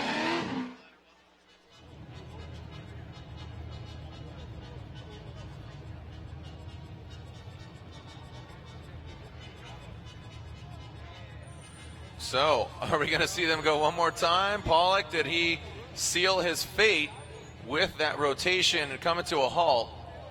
Justin Pollock, Jeff Jones, slide him left for Jones, right for Pollock, and Jeff Jones gets the victory. Jeff Jones advances on into the Grade 8. Unfortunately, that spin by Pollock. That will be all she wrote. Justin Pollock, Roush Performance Falcon Tires Ford Mustang, is knocked out. So Jeff Jones is in. Our Grade 8 has been forged. Dio Shihara goes against Michael Essa. Kristaps Blush against James Dean. Odi Bakshis versus Frederick Osbo. Jeff Jones versus Matt Kaufman. Don't go anywhere when we return.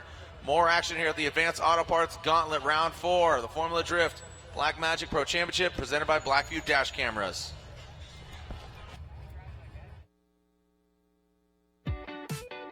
This presentation of Formula Drift has been brought to you by Black Magic, Own Your Shine, Air Force, Aim High, Hankook Tire, Driving Emotion, Vulcan Tire, NOS with Complex 6 for high performance energy.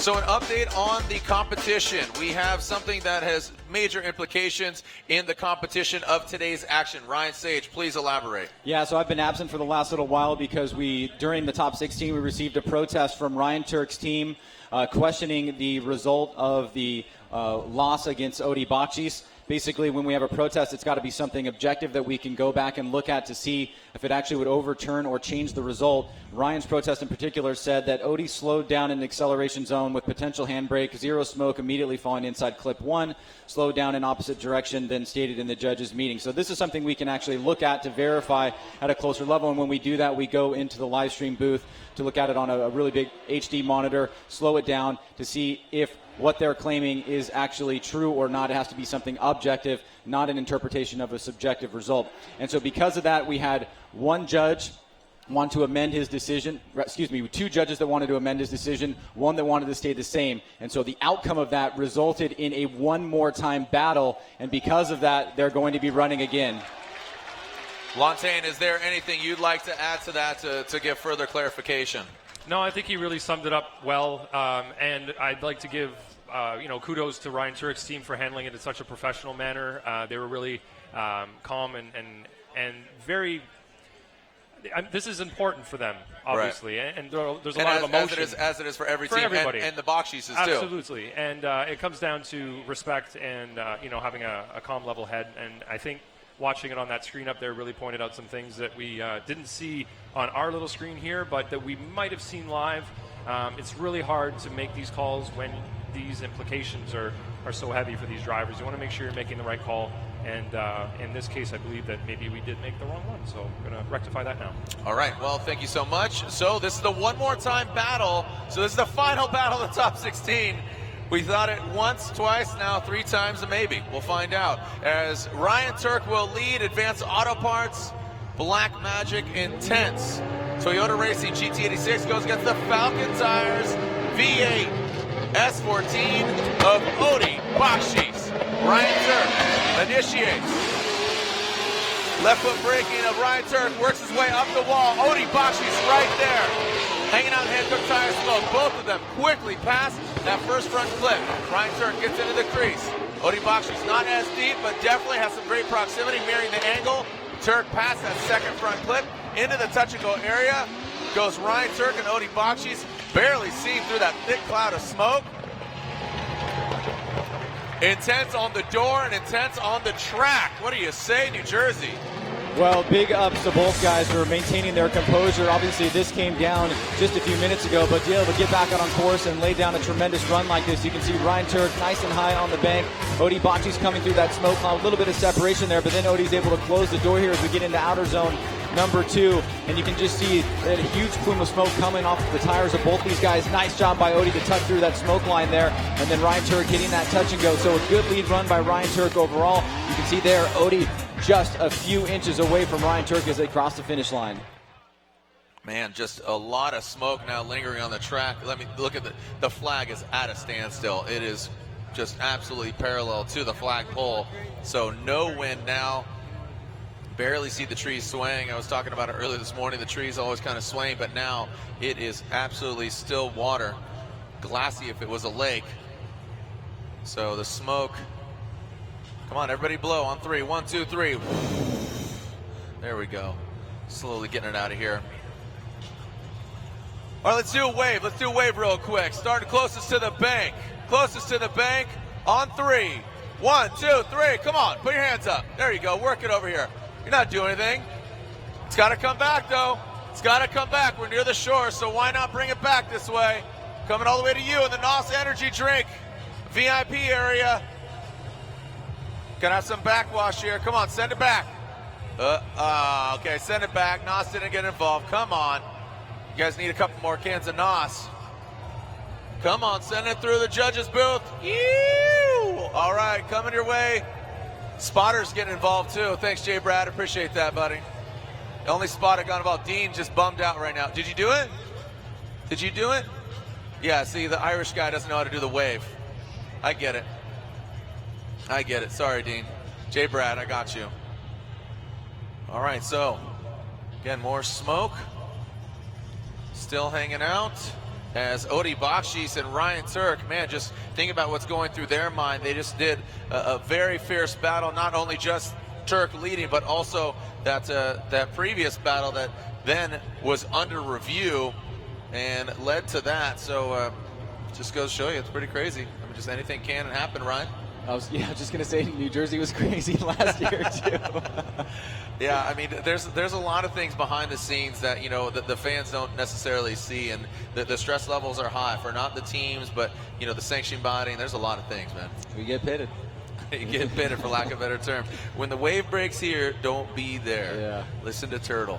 As man, it's a lot of wackiness, but all these guys, like Lamtain said, it matters, and for all the teams. So, you know, the sport of drifting has grown tremendously, and with that has come professionalism, the fight, the win, the money at stake, and, you know, just all of it. So, and the glory.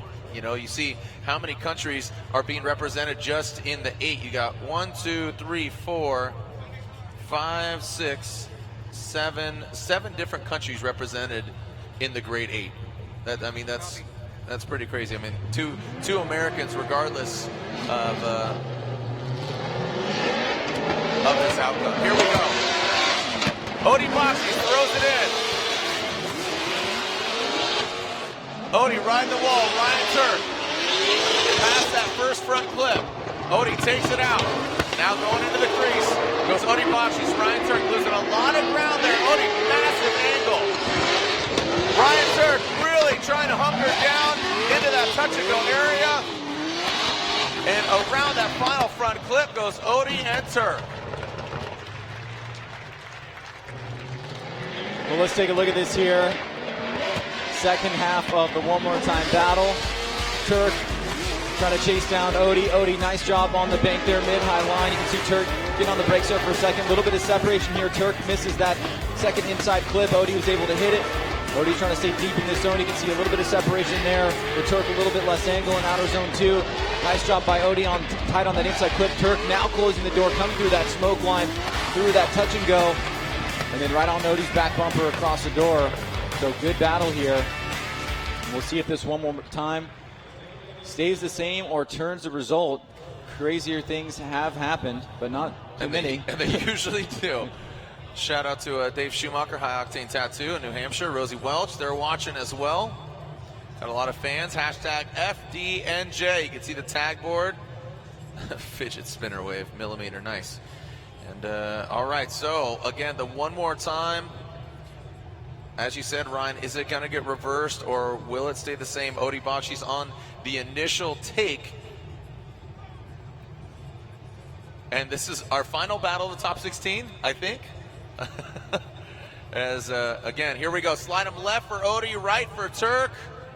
Ryan says, one more time. Brian says, Odi Bakshis. And Andy says, one more time. I told you, it's not the final battle of top 16. Oh, my goodness.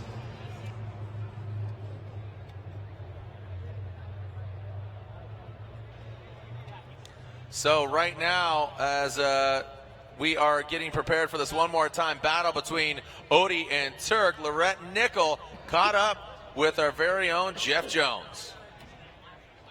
Jeff Jones is moving on to his first grade 8. And Jeff, do you think you're moving on by getting into JTP's head? I definitely think I've invited that guy's heels for a while. He's a good friend, but you know, he's someone I know I'm comfortable driving hard with, and that's what I did. You know, we took our car and our team's work and our efforts and just drove it as hard as we could. And I think we got into his head a bit, especially you know, having to redo the run and everything. And after Atlanta, definitely beat him in the rain. So I think I'm in his head a bit. Congratulations, moving on. Thank you so much. Let's take this Edelbrock Supercharger to the trophy, huh? Get it first place, huh? We ready for that? I'm excited, man. I'm pumped. I can't even think. Let's go. Guys.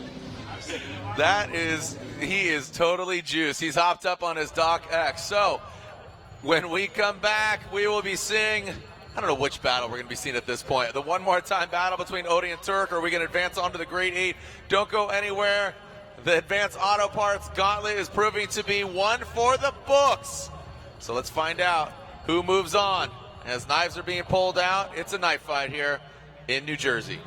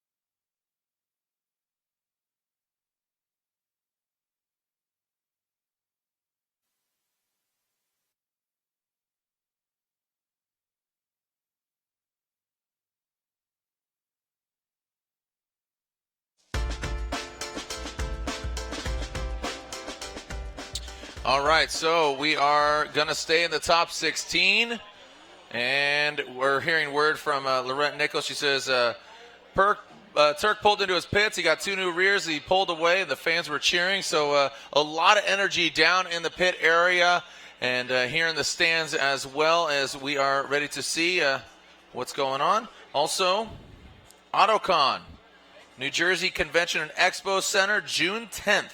So June 10th, just next week. So go to the New Jersey Convention and Expo Center for the AutoCon event.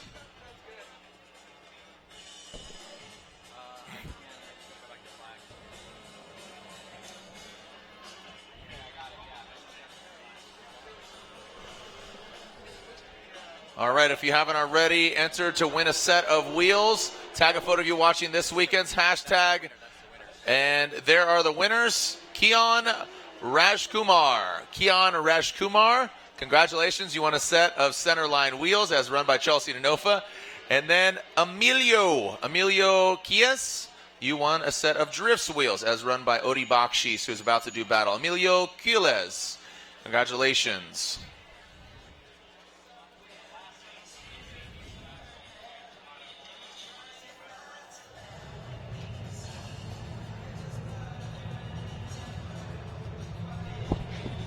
Ryan, what do you got? Nothing. I was just thinking, I'm convinced we're going to get out of the top 16 on this battle. Well, you know, all joking aside, it just shows you that these guys are going for it. Well, obviously, this will be the talk of the town afterwards. It's not very often that we get a protest that's valid, let alone that actually gets overturned. The process is very specific and defined, and a lot of times it really doesn't go anywhere. But in this particular case, it's got us to this result where we are now, and so we're now at the second one more time before we can move into the Grade 8. Here we go, Ryan Turk, Odi Bakshis, who's advancing on just to the Grade 8. The second one more time battle, Ryan Turk into the wall. Odi Bakshis tucks in, riding shotgun. Bakshis, a killer chase job. Woo! Right into the crease goes Turk and Bakshis. Going for the gusto are Turk and Bakshis. Into that final front clip, barely see them through the smoke. Let them hear you, Jersey and Drifting World. I am absolutely amazed by just how much power these guys are bringing to the table, not only in their mental fortitude and focus, but just how well their cars are able to perform time and time again. You can see. That is the incorrect run there. Do not reference that. Let's go to the right one. And we are only in the top 16. We have some time. You can see the smoke still hanging out. Let's look at that run again there, Ryan. Here we go. So you can see Odi actually initiates right with Ryan Turk. He gets super tight as Ryan Turk is riding high on that rail. Coming down right here, this is such a hard section of the course. Odi's able to navigate, and he has a way of getting that angle to slow himself down and then being able to get right back in throttle. Meanwhile, again, Ryan Turk is out front with a solid lead run. He's on that first hash mark on that second inside clip. Gets the butt of his car into that touch-and-go area, but unable to shake Odi. So we've seen the lead run from Ryan Turk, the chase run from Odi Bakshis, and now we'll see them switch it up. Odi to the lead, Ryan Turk to chase him down. So quite a bit of smoke still hanging out. You could see there. These guys are just, I mean, whoever gets this victory really, let's just call it what it is, deserves it. These guys, I mean, I'm exhausted, and they still, you know, they still have the Grade 8.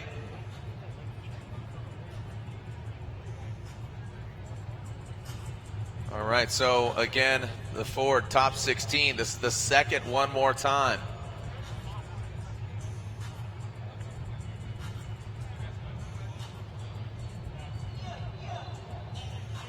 And trying to wait for the smoke. There comes a breeze. Flag's kicking back up, which is a good sign.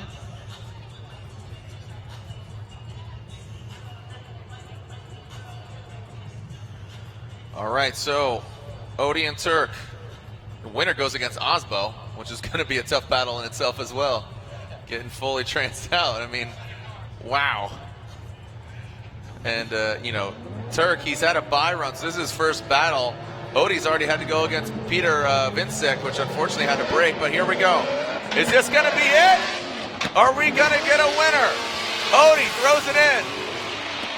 Ryan Turk right there. Comes down off the bank, which was the initial issue, now going into the crease.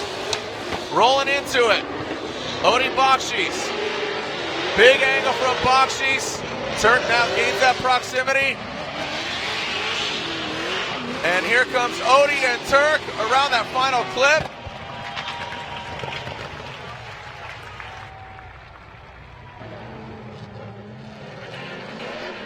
Here we go, Jared.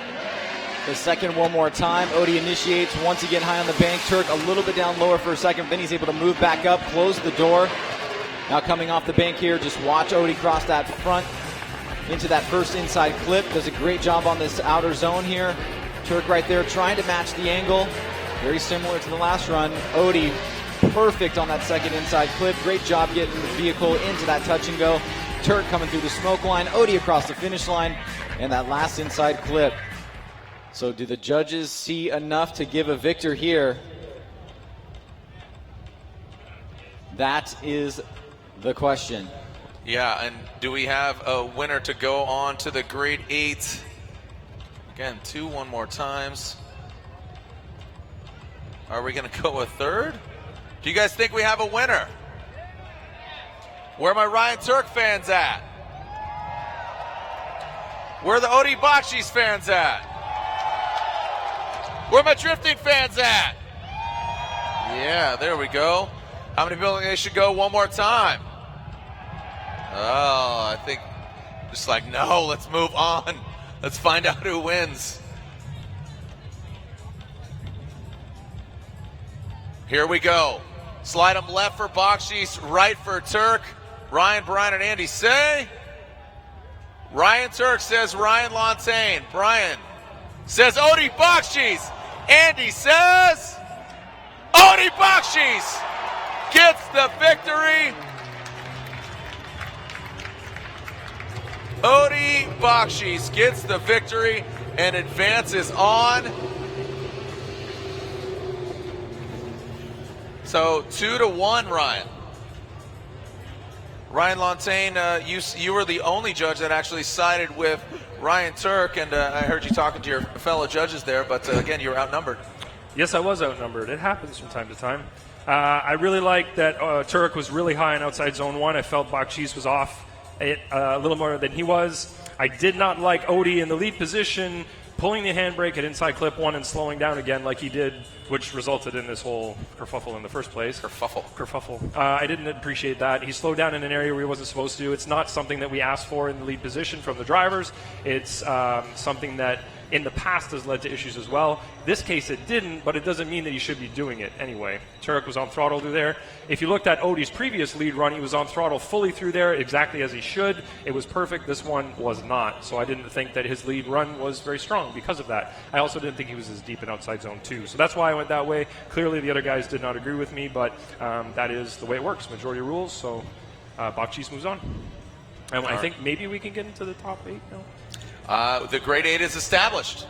The grade 8 is upon us. Our first battle in the grade 8. Michael Essa, our 2013 Formula Drift champion. He's going against Dai Yoshihara. Dai Yoshihara, 2011 champion.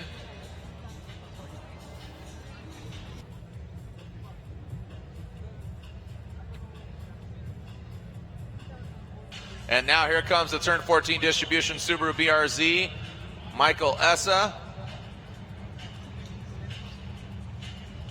Ryan, who's your, which way is your needle kind of going? I mean, if you look at the stats, 4-1, Mike Essa, Dai's only won once. Well, I mean, hopefully both drivers are fairly well awake. They've been waiting around for a minute. It's been really exciting up here in the booth for us, nonstop action. But I think Michael Essa certainly has been extremely consistent this round. He's got a lot of momentum, but Dai has looked really strong as well. His performance this weekend, I think, has been very consistent with what we've seen in the past. So this is going to be a great battle here in the grade 8. All right, we can see Odie's team, given what he went through in the night. Lorette caught up with him earlier, and he's talking about how, not tired he was. He says adrenaline's kicking in, you got to step it up, but his team's still thrashing on it. Here we go, our first battle of the grade 8. Dai Yoshihara made his way through Genofa,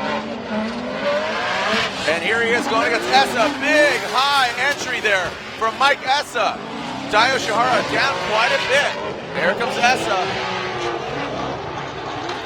Looked like he was going to slam down and come unbound, but it did not happen for Essa. Now Essa into the touch and go area. And wow, Dai even tighter on that final clip.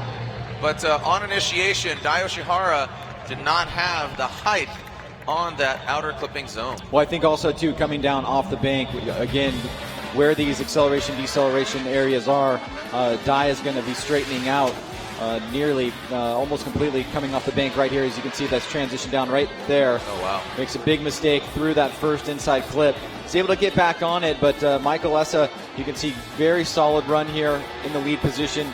Nice smooth transition back around. Great angle at inside clip number 2. Really good job on the touch and go. And Dai is able to follow him through the remainder of the course pretty well, but coming down off of the bank, it looks like Dai made a pretty big mistake there. Is that right?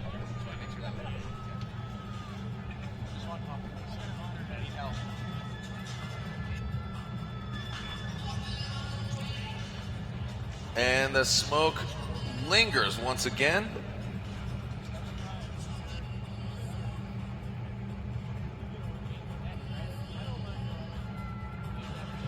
Dai Yoshihara will now lead. Ryan, you called out some big major mistakes there from Dai Yoshihara. He's going to need a major mistake there from Essa in that chase position, and Dai's going to need to throw down a really solid, poignant, strong run.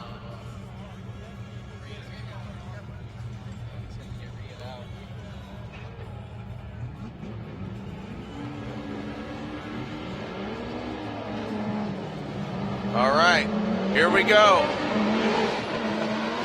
Dai Yoshihara initiates.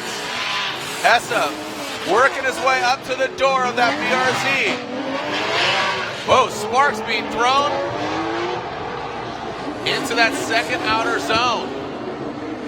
Dai Yoshihara, crazy angle from him. Didn't get all the way out to the outer zone. Looks like Essa now around that final clip. Dai actually pulling away from Mike Essa. A lot of sparks being thrown when they went into the flat bottom. Well, run number 2 playing out here in the grade 8. Daijiro Yoshihara in the lead position, initiates into the bank. Michael Essa sticking to him through the last half there. Staying nice and tight. There's what you're talking about, Jared, with those sparks. A little bit of separation here. Michael Essa trying to keep him in close proximity. A good spotter would let Michael know that Dai had made a big mistake in the chase position, but still want to maintain pressure. Looks like he does that here. Good effort by Daijiro Yoshihara in the lead position, but no major mistakes from Michael Essa.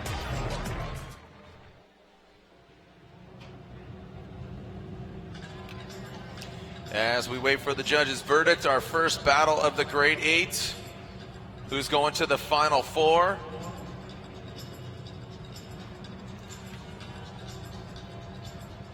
And here we go. Slide him left for Dai Yoshihara. Slide him right for Mike Essa.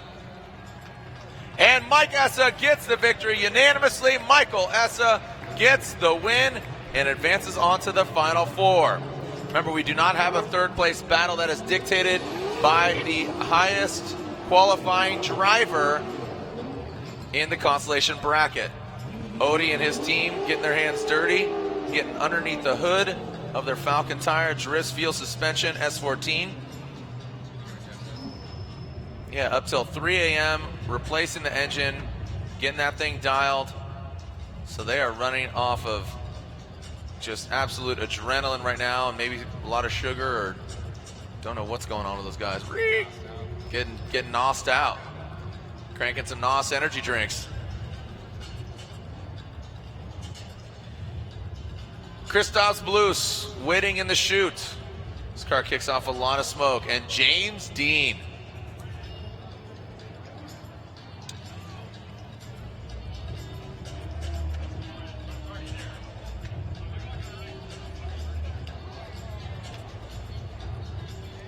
Christoph Blues, James Dean.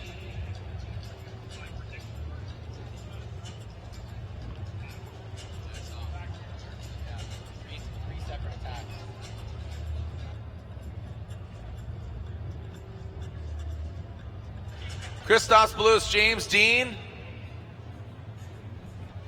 These guys have never seen battle against each other. This should be a fun one to watch. And you saw the interview with Christoph and Lorette, and he says, "I'm coming for you, James."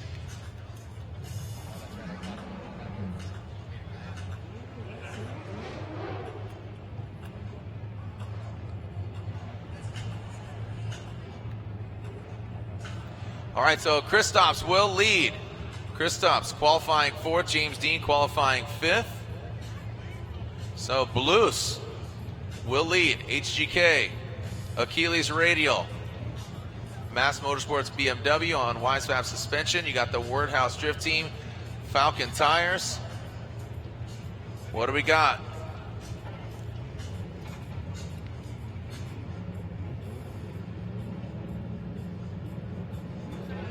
And clear to send. Here we go. Send it. Kristaps Blues, James Dean. These two international superstars. Kristaps. Whoa, look at the angle from Kristaps. Taps the wall. Stays in it. James Dean chases him down. Into the second outer zone. Kristaps. James Dean not getting all the way out there. He does get that proximity. Whoa! Doctor! Kristaps Blues. Snappy transition. James Dean right there on the door.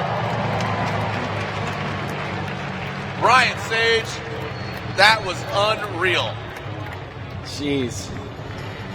Well, here we go. Let's take a look at this again. Kristaps and James Dean. Kristaps right out of the gate, nice and high on the bank. James started down the middle and then moved up there. Now you can see Kristaps right through that first inside clip. James is a little bit on the outside there. And James is starting to close the door. Kristaps making his way around this second outer zone. Watch this flick right here. Boom, mad angle, but holds the momentum through, but he leaves the door open for James. James doesn't get out to the touch and go. He gains proximity, so you gain some to lose a little bit. So it's a balance that we talked about a lot in the drivers' meeting, about sometimes when you see that opening there, you may need to tighten it up a little bit to gain proximity, but you're going to lose because you didn't follow the line of the lead driver. So maybe a couple mistakes by either driver, but very, very small. Some nuanced stuff. Now we're going to mix it up. James Dean takes the lead against Kristaps Blues, and a great battle on hand here. Yeah, I mean, James Dean, he's really going to have to throw it down here. And we always say it, a great chase run can only be if you have a solid and great lead run. And I got to say, Kristaps had just a really aggressive, impactful lead run. Yeah, getting fully torqued. So now James Dean, let's see if the luck of the Irish is on his side. He is our current points leader. He won round 1, our previous round at round 3, but the smoke is just, looks like something from a horror film. These guys are definitely killing it. And they are door to door. You got the right-hand drive. What do you got, Ryan? Oh. See, stop vaping. Look at all the whale spouts. Let's see a whale spout vape. All right, we haven't seen the whale watching wave. So if you have a vape, we're going to start closest to the bank, and when it goes past you, you exhale your vape wave. Okay, starting closest to the bank on 3. 1, 2, 3, go. Who's got the vape? Okay, who's rolling clouds? All right, we go. Okay, there they go. Look, you see the whales. There's an orca off the left bow. There's another one. Here it goes. It's coming across. Oh, we're rolling clouds. Whale watching. Look at that. Oh, there's another one. See, now we know who to find and blame for all this smoke. See what I just did there? You can blame all these people. Yesterday was donut day. I had donut juice up here in the booth. All right, now let's. Are we ready? Is that clear? Pat, P2? Is that enough? Did the vape wave work? See, I told you, everybody blew that out. All right, we're sending cars. Here we go. Make some noise, Jersey. James Dean, Kristaps Blues. Who's advancing on to the Final Four? James Dean initiates. Into the bank. Nice job by James Dean. Kristaps. Into that flat section. Tap of the brakes from Dean into that second outer zone. Ooh, Kristaps with that correction. Into that second front clip goes James Dean. Kristaps gains some ground in that touch and go. Woo!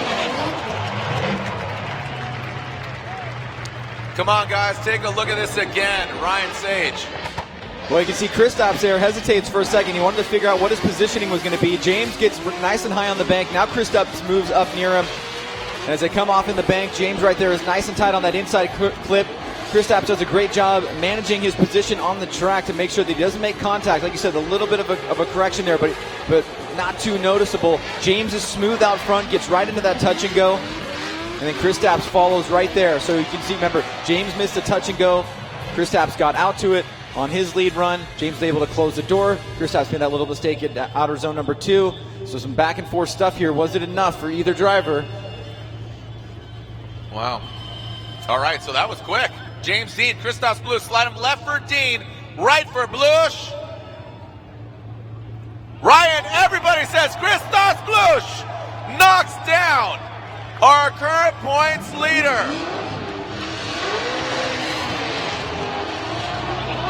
Kristaps, he made the claim in the interview, and now he's advancing on to the Final Four.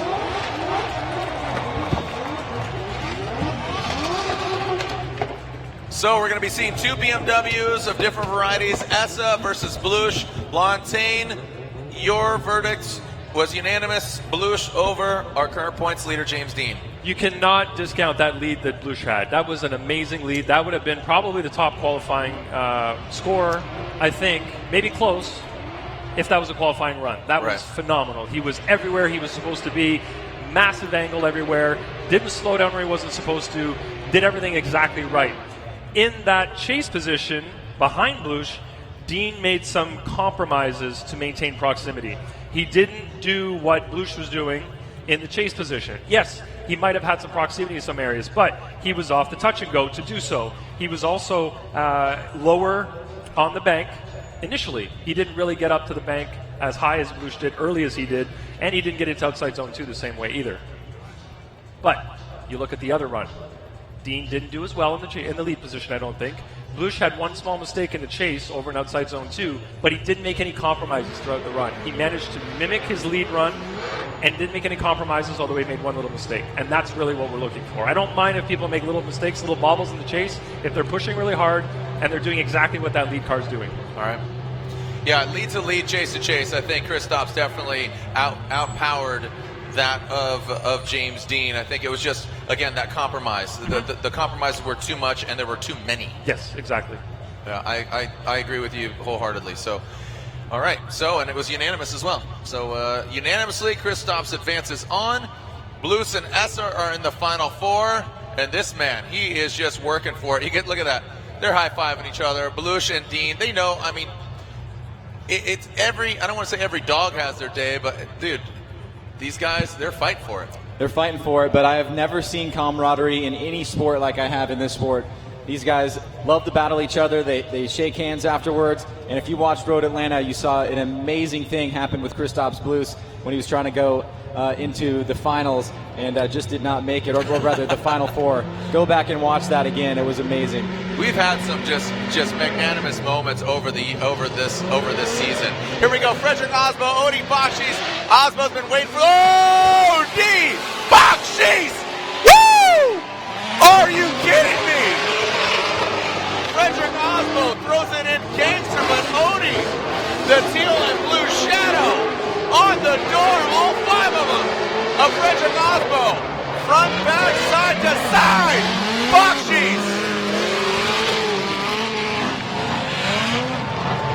It wasn't the prettiest when he got getting there, but when he was there, Bakshis was the teal and blue shadow. Watch this right here. That's contact in any other situation. Odi hangs on to it and just stays to the door of Frederick Osbo. He's going to lose a little bit of ground here, but he's able to get right back on it. And Frederick Osbo out front is leading an excellent run out front, doing a great job here, but Odi does not let him get away. Osbo comes through the second inside clip very well, and then right there, once again, Odi attacks right on the inside from that touch and go. Great job right there. If Odi ends up winning this event, it will be the most well-deserved win I have ever seen, and right now he is on an absolute tear, but Frederick Osbo has an equal opportunity to lay down a similar or better run in order to force the win or one more time. Yeah, I mean, Odi Bakshis, I was kind of just stunned and fixated on Odi Bakshis's chase run, but Frederick had a great lead run as well. So it just the sensationalism of that chase is what really is the essence of drifting. Well, it started off with Odi diving in and doing something extremely risky, but being able to pull it off throughout the entire bake. There was just that little separation that Odi was able to close. But like you said, Frederick Osbo had an incredible lead, and as we always say, you need to have a great lead in order to have a great chase. So again, the wind is very still. All right, so we're gonna do away from both sides. Are we clear to send? We're clear to send. Sun not as violent. Here we go. No wave. We're gonna wave our way into the Great Eight. Who's moving on to the Final Four? Odie Bakshis, Frederick Osbo right there. Bakshis tipping over that black magic clipping point. Osbo zeroing in now with that Toyota Corolla IF. And now Bakshis brings it on home. Do we have a winner? Ryan Sage, your thoughts? The fans want to know. Well, we're definitely getting our money's worth today. Quite a few battles here. Great job by both competitors. Awesome back and forth battle. Frederick Osbo with an opportunity to come back, push the pace against Odie Bakshis. Great job on the bank here through the smoke. Odie hits that first inside clip. Osbo sticking with him here. Odie, a little bit of a flub there on that transition into the second outer zone, but look at Osbo right there, door to door. Great job. Now moving back around. Odie does an awesome job getting his car from that second inside clip into the touch and go, and Osbo not letting him get away. So Essa, Blush. Now Odie or Osbo?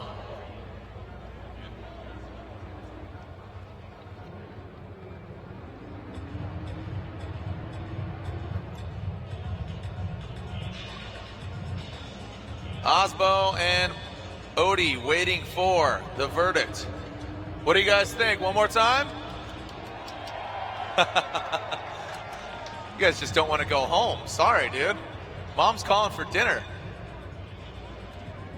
Odie Bakshis, Frederick Osbo. Slide him left for Odie, right for Osbo. What do we got? Ryan says, one more time! Why not? Why not?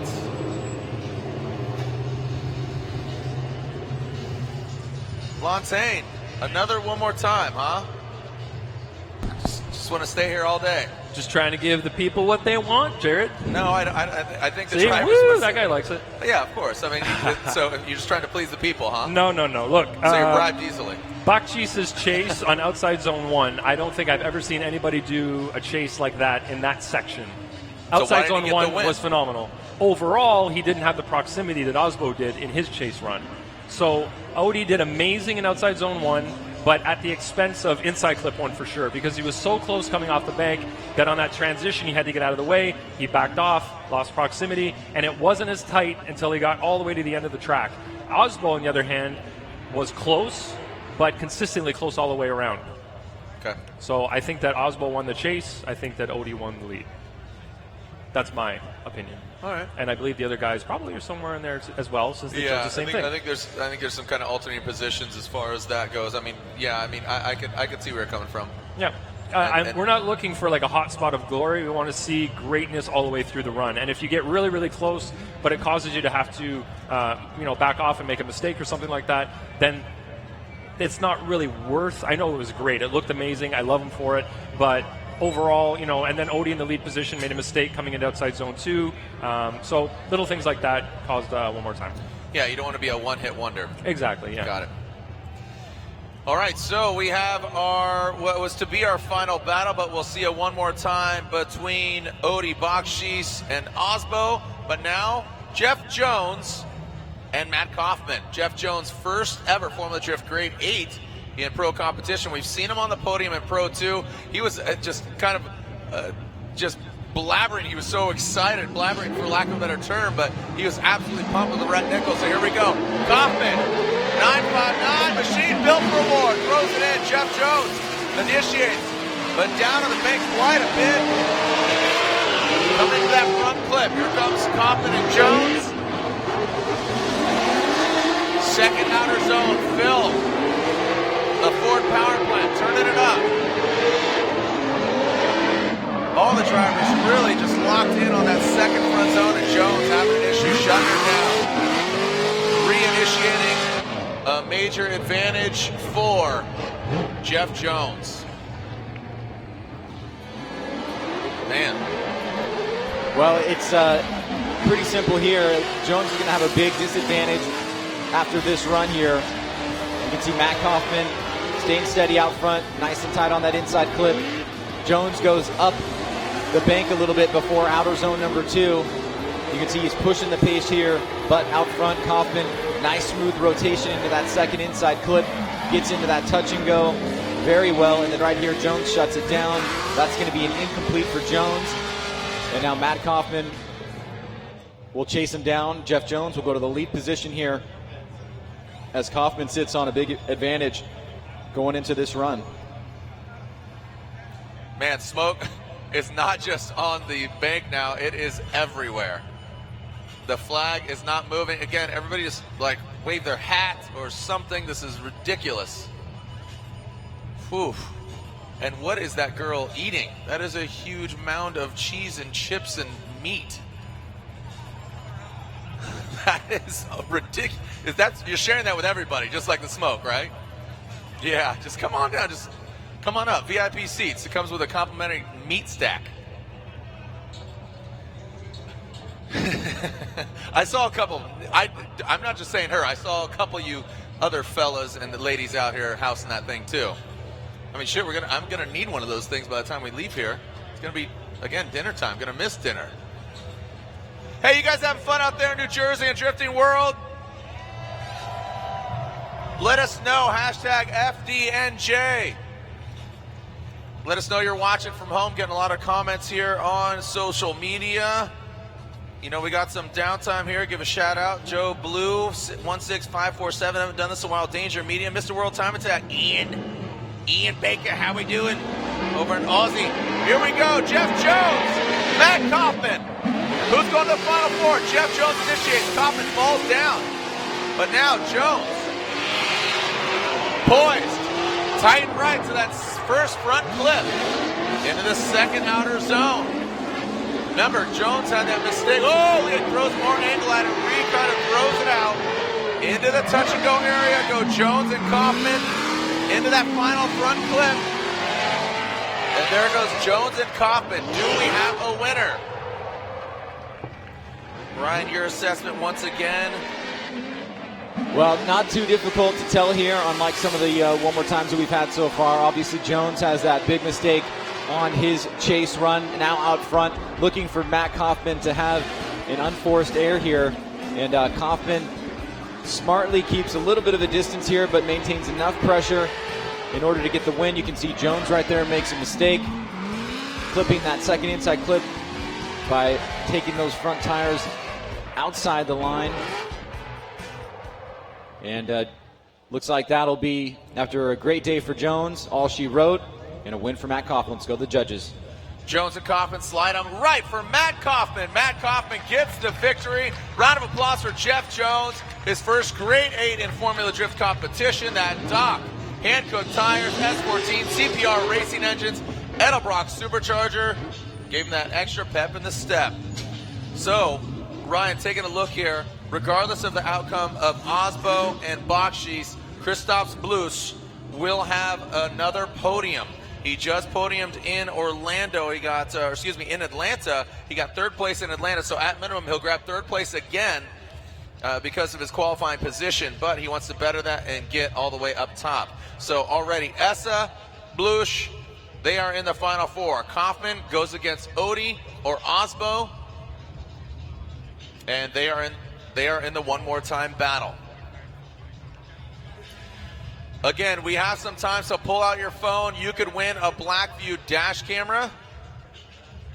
Pull out your phone and text BVNJ1 to 38714. Again, text BV, as in Blackview, NJ1 to 38714. Retail value of nearly $400. Blackview dash cameras. You and your car connected.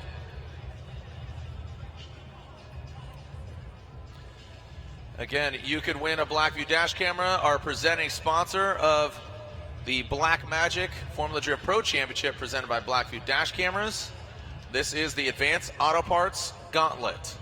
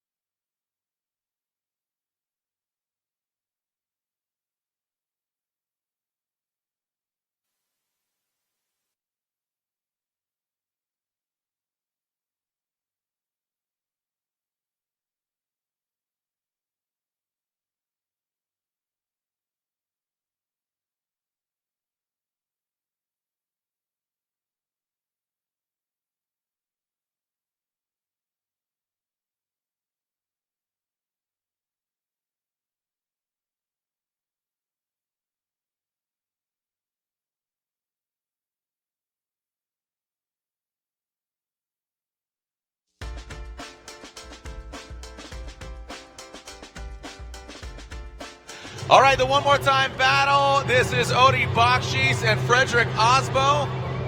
Man, these guys are. Round of applause for all the drivers today. Ryan Sage and I are up here talking about where does this rank overall, and just kind of some of the zany things, the overturned call between Odie. You know, Odie stayed up till 3 o'clock in the morning. Ryan Tur coming up here and protesting and it being reversed. I mean, just. But then now the one more time. Here we go. Osbo and Odie. Who's going to the final four in a new battle against Matt Kaufman? Woo! There it is again! Odie Bakshis! Oh my goodness, Odie! Wow! There you go, Ryan! Whoa! Odie!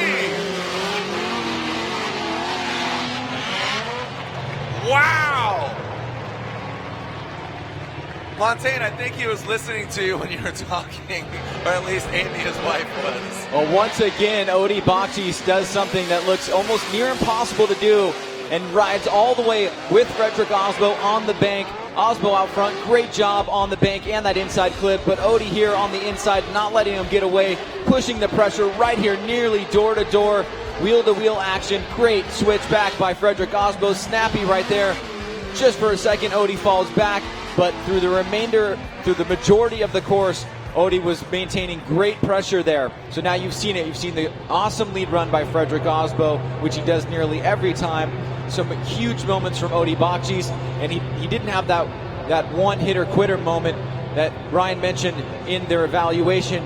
He did a much better job until the very last section of the course where he had just pulled back just for a second, but it was very, very minor compared to the previous run. So Odie did a great job there in the chase position, and now Frederick Osbo has got his work cut out for him, and Odie still needs to lay down a solid, clean lead run as we find out who's going to move on into the Final Four, our last position here to be filled. Lantain, you threw on your headset when I was saying that Odie paid attention. Yeah, I think I wanted to agree with you there. That, like you said, somebody must have listened, or he just felt that enough of these one more times. I want to make sure that I don't leave anything on the table. That was phenomenal from start to finish from both of them. Yeah. You know, Odie, you need a great lead run to have a chase like that. You have to have a lot of confidence that the lead driver is going to do what they're supposed to do so that you can place your car where it's supposed to be and maintain that proximity. You can't at any point in time feel like, you know, I have to back off a little here because he might do something weird. You have to be fully committed and have full confidence, and you can tell that they both did. And you know, Osbo himself and Odie and Osbo. So amazing job by both of them. And they're both going to have to put together some amazing runs in the opposite position now. Amazing seems to be the theme of this event here in New Jersey, and we are only halfway through the season after these trophies are awarded. Odie Bakshis, can he back up a phenomenal chase runner, or can Osbo step up and claim the victory? Odie, big angle, Osbo, just enough room to allow him to pass, just a kiss of the bumper. And looks like now the roles are reversed, Ryan. Osbo shut her down. Osbo coming to a halt, but Odie Bakshis continues across the finish line. Odie in a dominant fashion. 2 one more times against Turk. 1 more time against the champion of 2015. And now it looks like he's going to be getting the victory. Ryans, what do you say? Well, let's take a look at this here. I mean, Lantain mentioned Odie slowing down on that first inside clip, and Osbo, if that did happen, Osbo did a great job of avoiding it here. You can see right there, Osbo, incredible, but as soon as we come around to this second part of the course, Osbo's going to shut the vehicle down. It looks like there's some sort of malfunction with the vehicle. He's not able to continue the drift, so it's really not going to matter from that point forward. It's going to be an incomplete for Frederick Osbo, and a well-deserved win for Odie Bakshis after an incredible chase, and probably the toughest day that anybody has ever had in a long, long time. That's a real shame. I mean, that was building up to be, you know, an amazing battle overall. The first run of the battle was phenomenal. Both of them had amazing runs. That word again, amazing. This was starting off really, really well, and you could tell as soon as Osbo got in there that he was going to be really tight, but unfortunately it just didn't work out. All right, so here we go. Slide him left for Odie, slide him right for Osbo. I think you know the outcome. Odie Bakshis gets the victory and is going to the Final Four.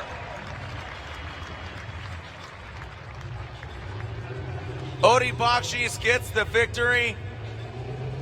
He won here in 2014. Can Odi Bakshi's, or sorry, didn't win. He got third place. Frederick Osbo giving some thumbs up.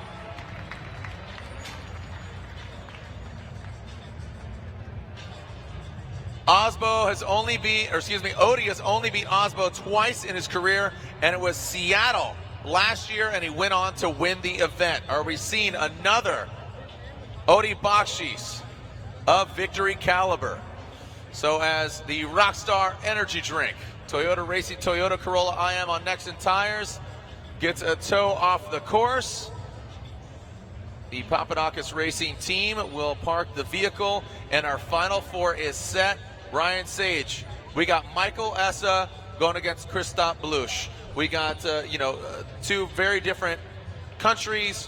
BMWs, yes, but they are very different drivers. Yeah, and teammates nonetheless, so it's going to be a win for Achilles no matter what, and that's going to be an amazing battle. And then on the other side of the bracket, we've got Odi Bakshis and Matt Kaufman. And for Odi Bakshis, it's been probably, the toughest day that he's had probably in his career in terms of staying up late, replacing the motor, being here early, battling through everything that he's done as we take a look at his vehicle here now. And as he prepares for this Final Four battle against Matt Kaufman, it's going to be a lot of stories to tell tonight when we're all said and done, because there's been a ton of crazy things that have happened and some great memories for everybody.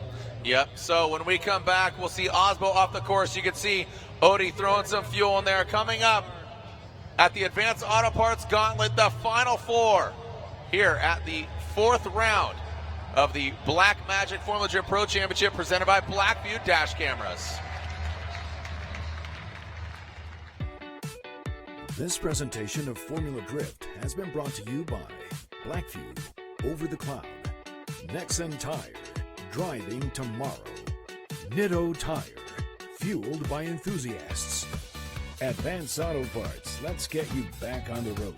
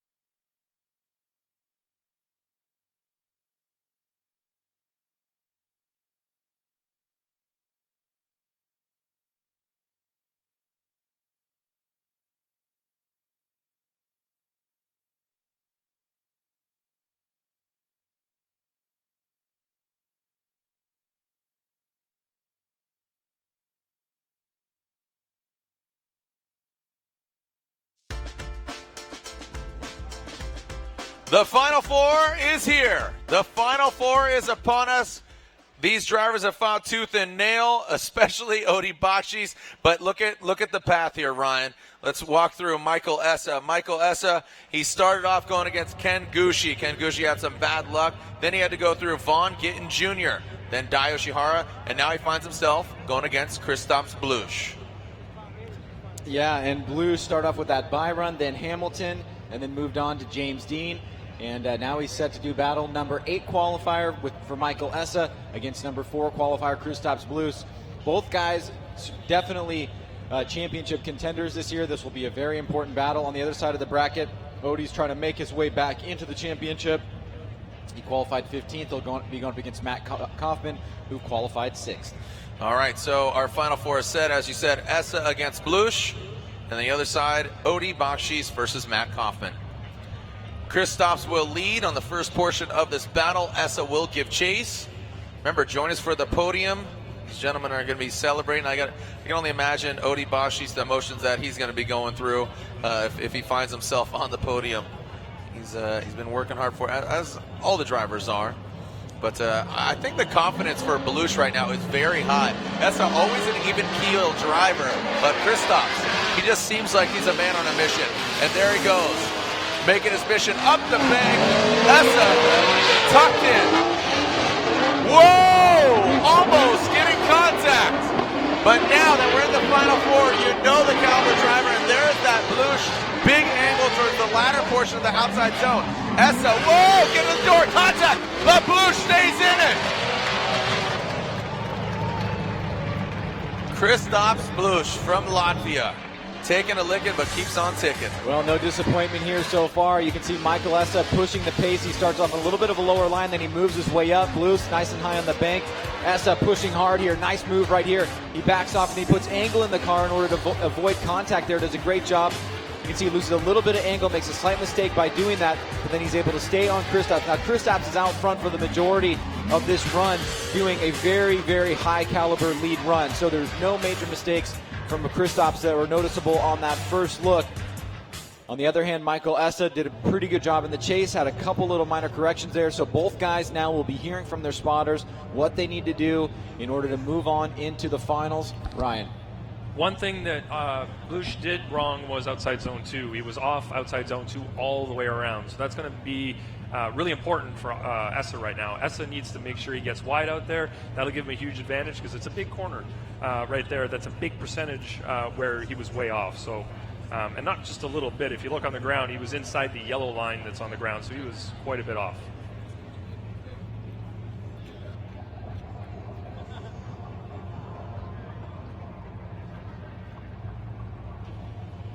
Okay, so taking a look at the point standings coming in to this round of competition. So some things are going to get shaken up.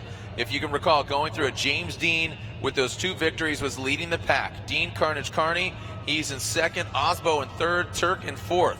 Those guys all knocked out. Michael Essa, who was in fifth, is still in it. Bonkin Jr. sixth. Kristaps Belush, he's there in seventh. Alex Oberon eighth. Alec Honadale ninth. And Chris Forsberg 10th. So that's how the things shape up. And Peter Vincek, he is currently ranked 11th. He is the highest ranked rookie as it stands right now. So lights are on, smoke's ready.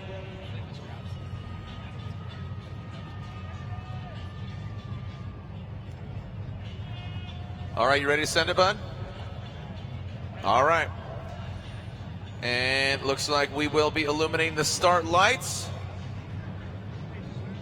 And we are ready to go. The second half of this battle, Essa and Belush. Mike Essa out front. Belush, whoa! Belush noses in. Doesn't exactly mimic the angle, but gains that proximity. Big angle from Essa past that first front clip. Now Belush tucks in. Oh, there's a lot of angle there from Belush. Like I said, at minimum, he is getting third place, so Essa has something to prove. And Belush now closing the gap. Unfortunately for Belush, he made quite a bit of mistakes. He's close, but he's not mirroring the angle. Ryan, your assessment? Yeah, this conversation happens a lot in the drivers' meetings is what's better, a little bit further back with equal angle or proximity with a little bit less angle. And I think in this case, Kristaps Belush had great proximity on the bank, but he had to sacrifice a lot of angle to do it. And also right here, he made that little bit of mistake on the in the chase position in outer zone number 2. Now remember, Ryan referenced the mistake that Kristaps made in his lead run on that second outer zone. So that's going to be compared to the lead run of Michael Essa. And now we go to the judges here. Going to the judges, Essa and Kristaps. And slide him left for Essa, slide him right for Kristaps. And Mike Essa advances on into the finals. That means Kristaps Belush grabs third because of his high qualifying run.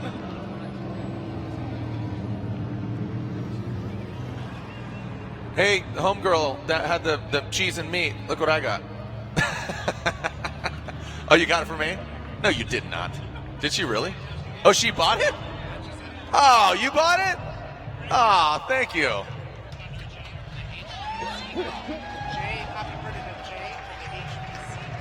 Happy birthday to Jay at the HVZ Club. Happy birthday, Jay. Let's put a candle on this thing and blow out this Helic mound of cheese, meat, and potato chips. There you go, Lantain. I know you like eating healthy, so that's all for you. Great thing is I have a beer. As soon as this all wraps up, then I'll have a beer and wash this thing down. And I did put that on Instagram. All right, so we are seeing the second half of this Final Four battle. What was your name that bought me the things? Jen? Thanks, Jen.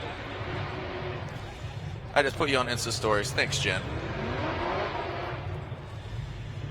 Remember, follow us at Formula D on all the social media networks. And we, again, have Odi Bakshis, Matt Kaufman,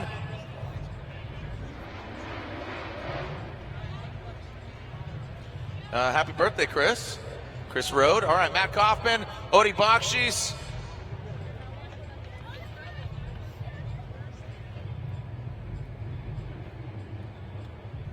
Happy birthday, O'Dallas.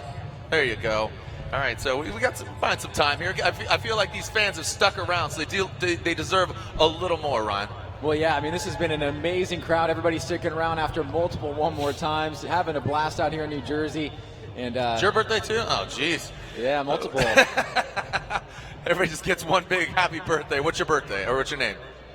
Tom. Happy birthday, Tom. He's been standing over here staring at me the whole time, just being like, what's going on? What are you doing? Sitting over here picking my nose. He gets to see me pick my nose, so that's cool. Happy birthday to you, buddy. Pick this one just for you. So again, we have one more battle, or not, one more battle in the Final Four. And Matt Kaufman from Medford, Oregon competed in the Golden Gate Drift sanctioning body. Shout out to Formula Dread tuning in at home. Getting irie. As we got the chrome nose looking like a fighter pilot. The Ford V8 under the hood of the 959. Some weirdness going on here. Can't really tell exactly what's going on, but you can see the staff members around Matt Kaufman's vehicle trying to assess what's going on here. Seeing some, may just be waiting for smoke. Yeah, it's definitely accumulating.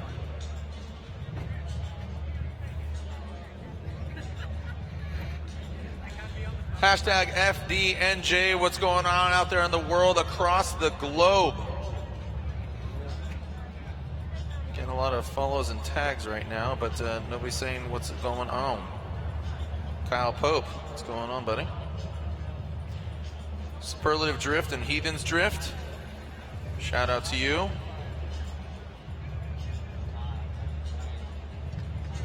All right.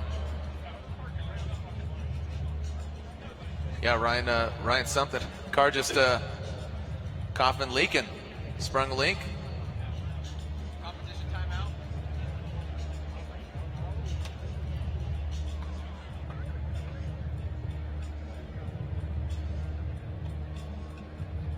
All right, so Kaufman, as you can see, out of the car, frustration.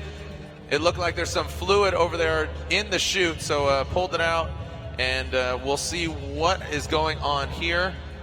And when we come back, competition timeout for the 959. So that means a 5-minute allotment for him. And you can see Kaufman thrashing to get out of the car. Don't go anywhere. Kaufman and Bakshis when we come back.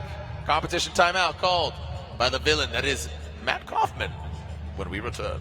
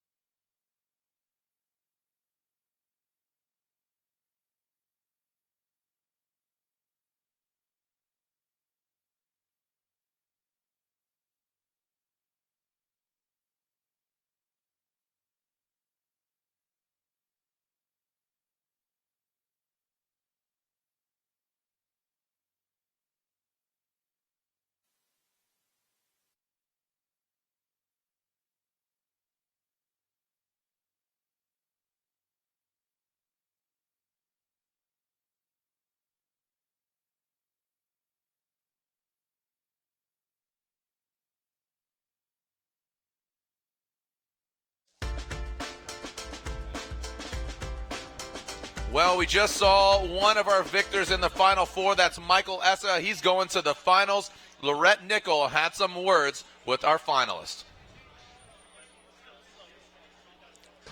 Michael Essa is moving on. And Michael, let's talk about that track and those conditions you're facing out there. Yeah, it's been there's been a lot of changes. So started out with sun was high, it was okay. Sun came down, started lighting up all the smoke. It got really hard to see. Now the sun's behind the trees. It's a lot better. You can see a lot more, but the track is gripped up a lot. So we're just kind of balancing everything out on the car to make it work the way we want to. And there's a lot of movement around your car right now. Is the team checking for anything specific? Well, coming around the last corner with Chris Stapps, I bumped him a little bit. And then when we switched and I led, he bumped me. So before we go into the last battle, just make sure everything's good. You know, we don't want to be surprised when we pull out and do burnouts and have a wheel fall off or something. So they're just doing preventative maintenance, basically. Okay, Mike, best of luck. Thank you.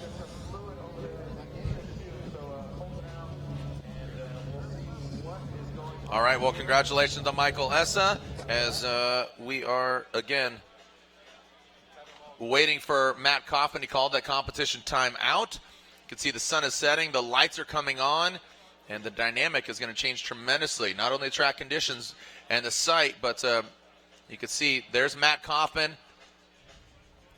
All right, so when we come back, we'll see what happens here. Matt Kaufman working on his car. Can he make the competition timeout?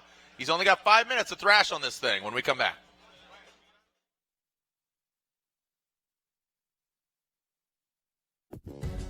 I'm Chris Forsberg, three-time FD champ, and I'm here to check out the builds in Formula Drift where there are 0 engine regulations. This is Black Magic Car Check. All right, I'm standing here with James Dean, fresh off Long Beach, taking first place, back in Formula Drift. Nice to see you back, man. Killing it, man. Yeah. So this is my workout trip. Tire is 15. Under the hood, we got good Toyota 2JC. This car has direct port nitrous. Still running a 3-liter. But this is your first time running nitrous? First time running nitrous. A little more juice on it? And my mind is blown. As far as the rest of the chassis, what you guys do differently than the S14? Bigger turbo, dry sump, which is really nice. Oil temperatures and water temp is really good, even in this really hot weather. Yeah. Same wide flat front and rear, field suspension, so the car feels very similar, but we're running much bigger and stickier 295/40 Falcon RT615K Plus tires. On the rear, we got the dry sump tank here, battery in this corner, radium fuel cell, which is really tidy because you've greatly reduced the amount of lines and fittings you need to run. It's a really simple package. The interior is quite tidy as well if you want to check that out. Yeah, let's fire it up. We got windows, which is a little bit different for you guys, but yeah, I like to keep the cabin as clear from smoke as possible, so very fortunate to have this opportunity. Very cool, man. Well, thank you for the time. Pleasure. Nice seeing you, man. See you on the track. Kill it out there. Guys, I was talking to Matt Kaufman's team, and there's a possibility that there was a blown injector and fuel was spilling out. So the car is being worked on by the team. I heard that it's not a very difficult job, but because everything is very hot, they can't wear gloves, making this job tougher.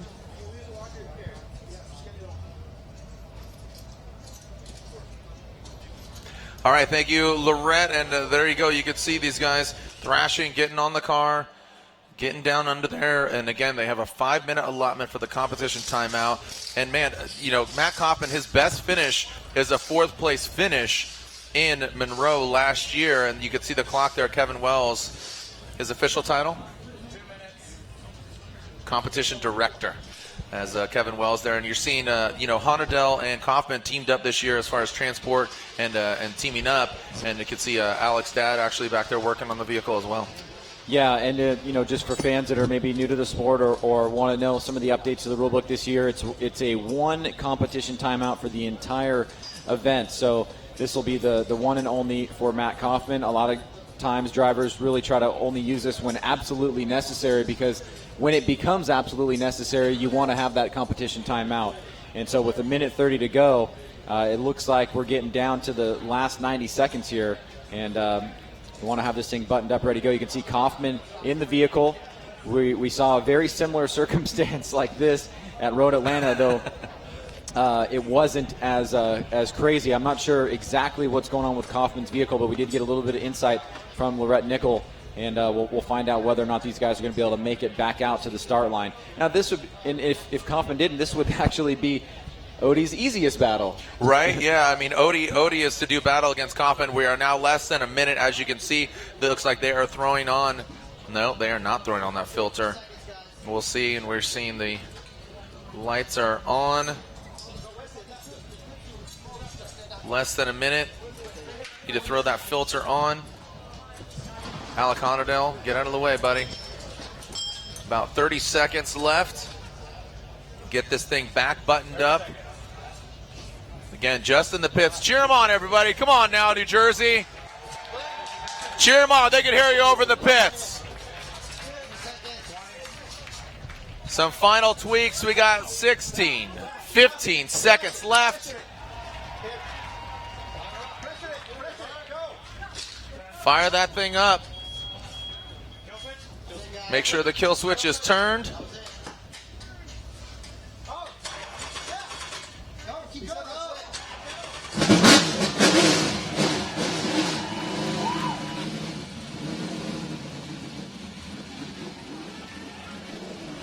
All right, so we are seeing the car out of the pits and able to run. Von Gittin Jr. there in the back. I can see him kind of smirking, and the Kaufman team is running, making their way.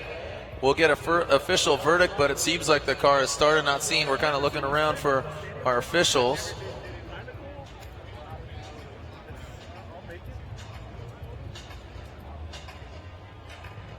And again, it just comes down to making sure everything is up and running. Kevin Wells waiting for Kaufman's team manager.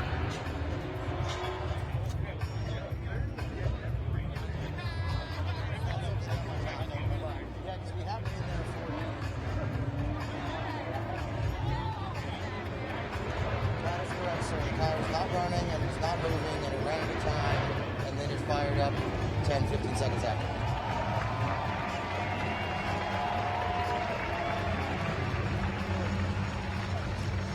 Copy that.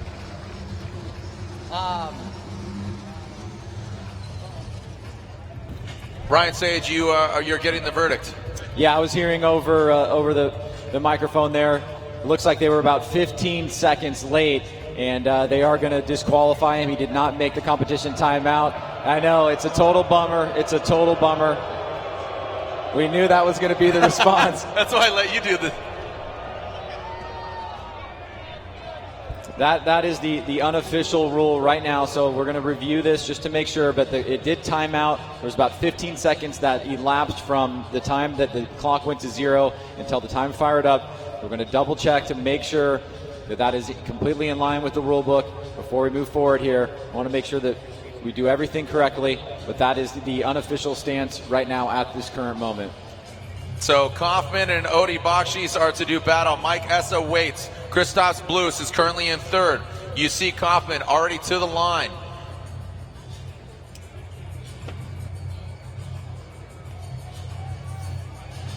So another turn of events here for this Formula Drift New Jersey round. When the cheese and meat chips kick in, right?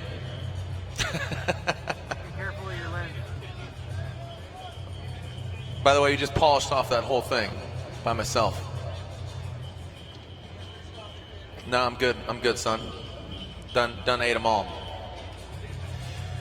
Again, hardcore fans, thanks for sticking around New Jersey and watching online. That's you. Come on, make some noise for yourself.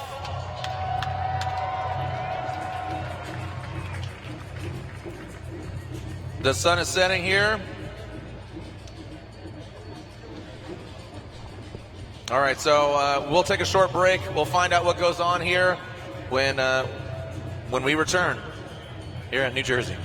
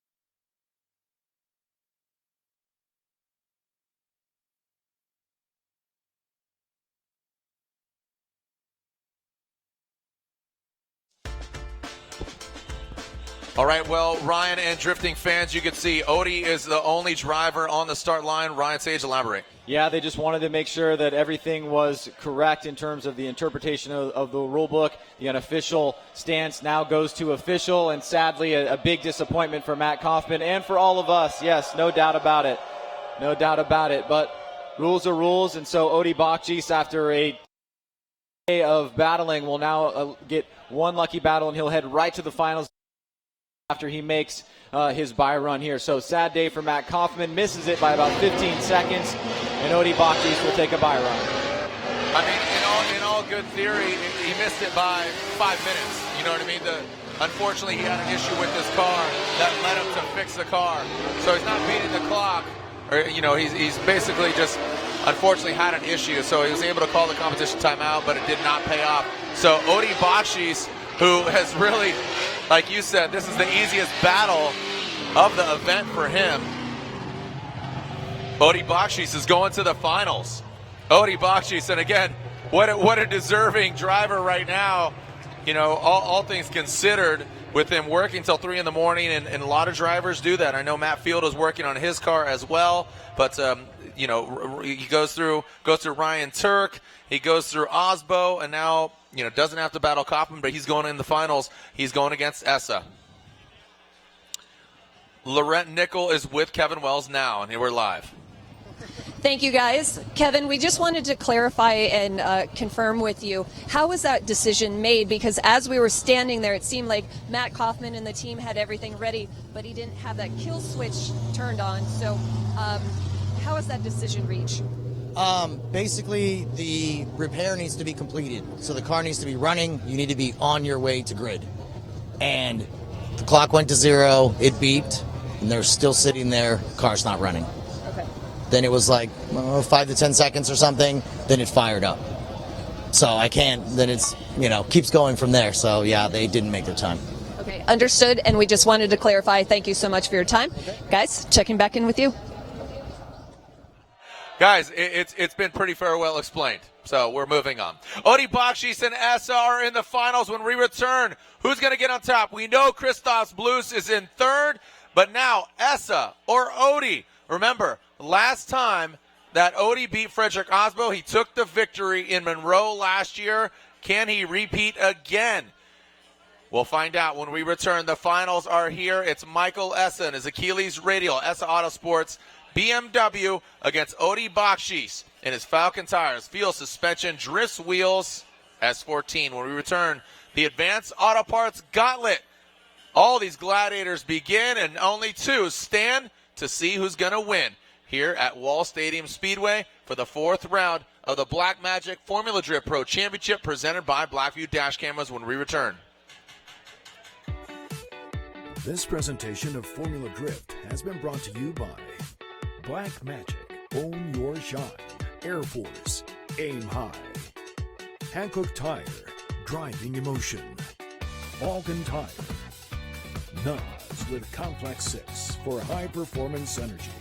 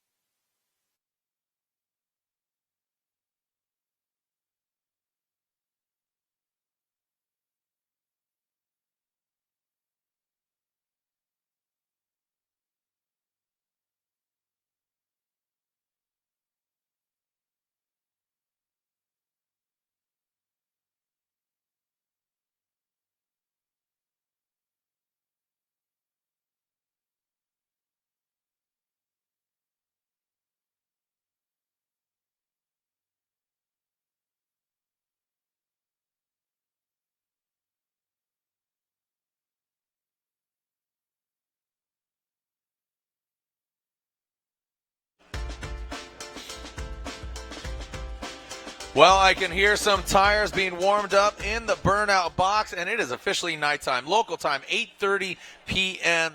And Ryan, the big overarching story here is Michael Essa, 2013 champion, is back to form. He gets a second place in Orlando. He switched vehicles. He picked up a Camaro, but now he's back. He's in great form. But Odi Bakshis, if you look at him, again, he wants the championship. He's going for it. He has some amazing driving. Yesterday, he loses a wheel in practice. Look at this footage here.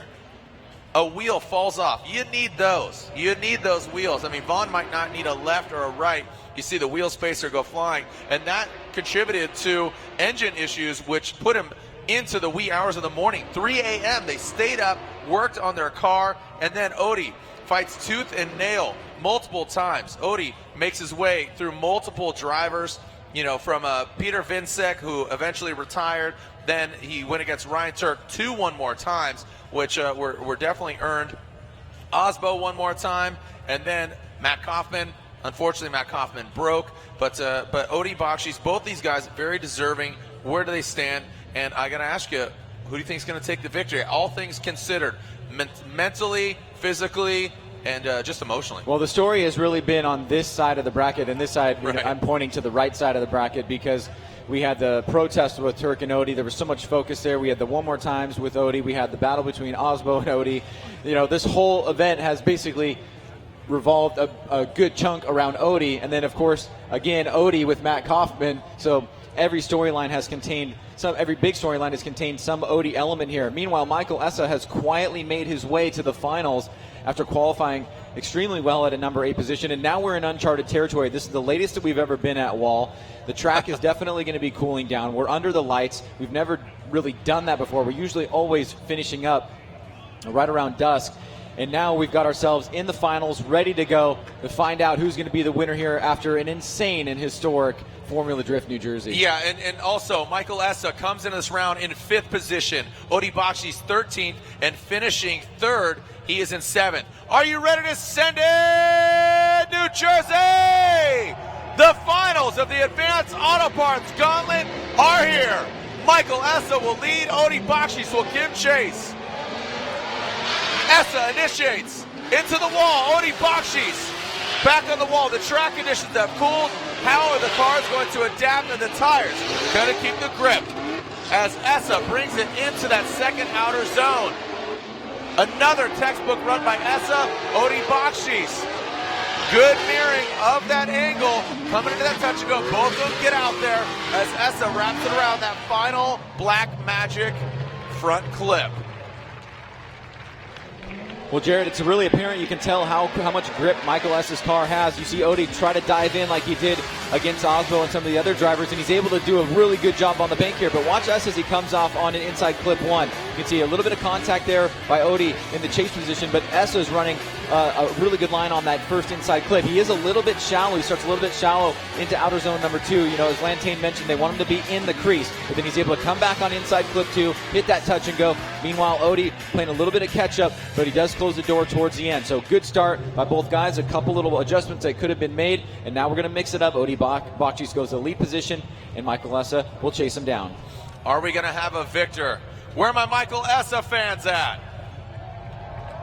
Where are my Odi Bakshis fans at? Odi gained some new fans here this weekend, and I think across the globe, as the smoke you could see just lingering, and just it has been an instrumental role in today's event. And now with the lights on, it looks like an Atlantis scenario. Again, everybody, just you could barely see anything, just start fanning away here. And hopefully this will be, not hopefully, but you have to assume so, that this will be the final battle. But we thought that earlier with Odi Bakshis going 3 one more times against both Osbo and 2 against Turk. But Michael Essa, he made his way through Dai Yoshihara, which is a great battle. Essa and Vaughn Gittin Jr., Essa and Ken Gushi getting Achilles radial on the podium.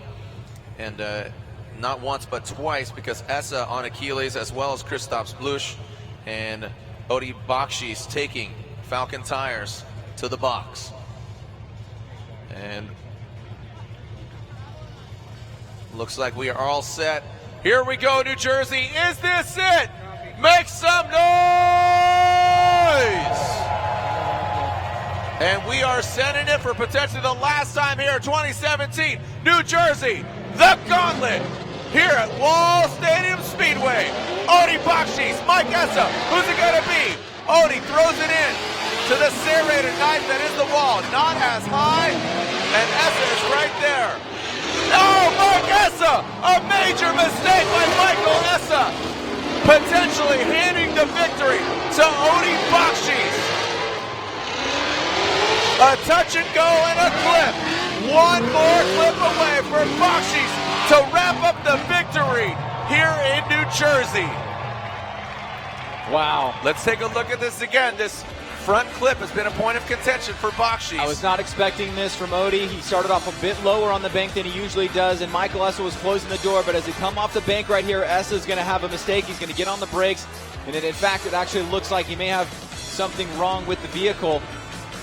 And now it's going to be up to the judges to make a decision of what's going on here. If we have a winner, we'll let you know. We'll announce it down on track, and then we will have the podium ceremony to solidify everything here this evening. Like Ryan said, if we have a winner, we'll bring Kristaps on track. We'll announce him right here in front of you, the fans. But join us at the trophy ceremony.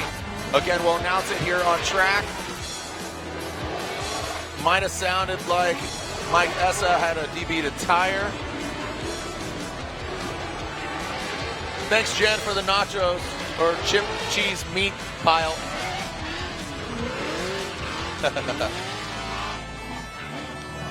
So, taking a look at this replay, you can see it, Odie coming to a halt.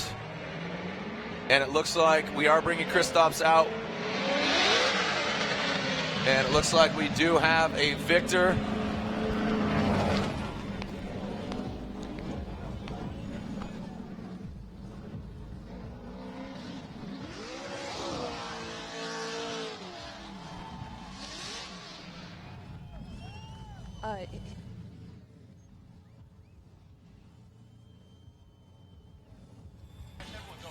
All right, well, there are our three drivers, and with Kristaps joining them, we do have a winner. Round of applause for all the drivers here at Wall Stadium, New Jersey. After this podium, we have 4 more rounds, which include Montreal, Texas, Monroe, Washington, and the finale at Irwindale, California, the House of Drift, to crown a 2017 Formula Drift champion. All right, without further ado, it looks like, I believe. All right, the door opens on the Falcon Tires S14.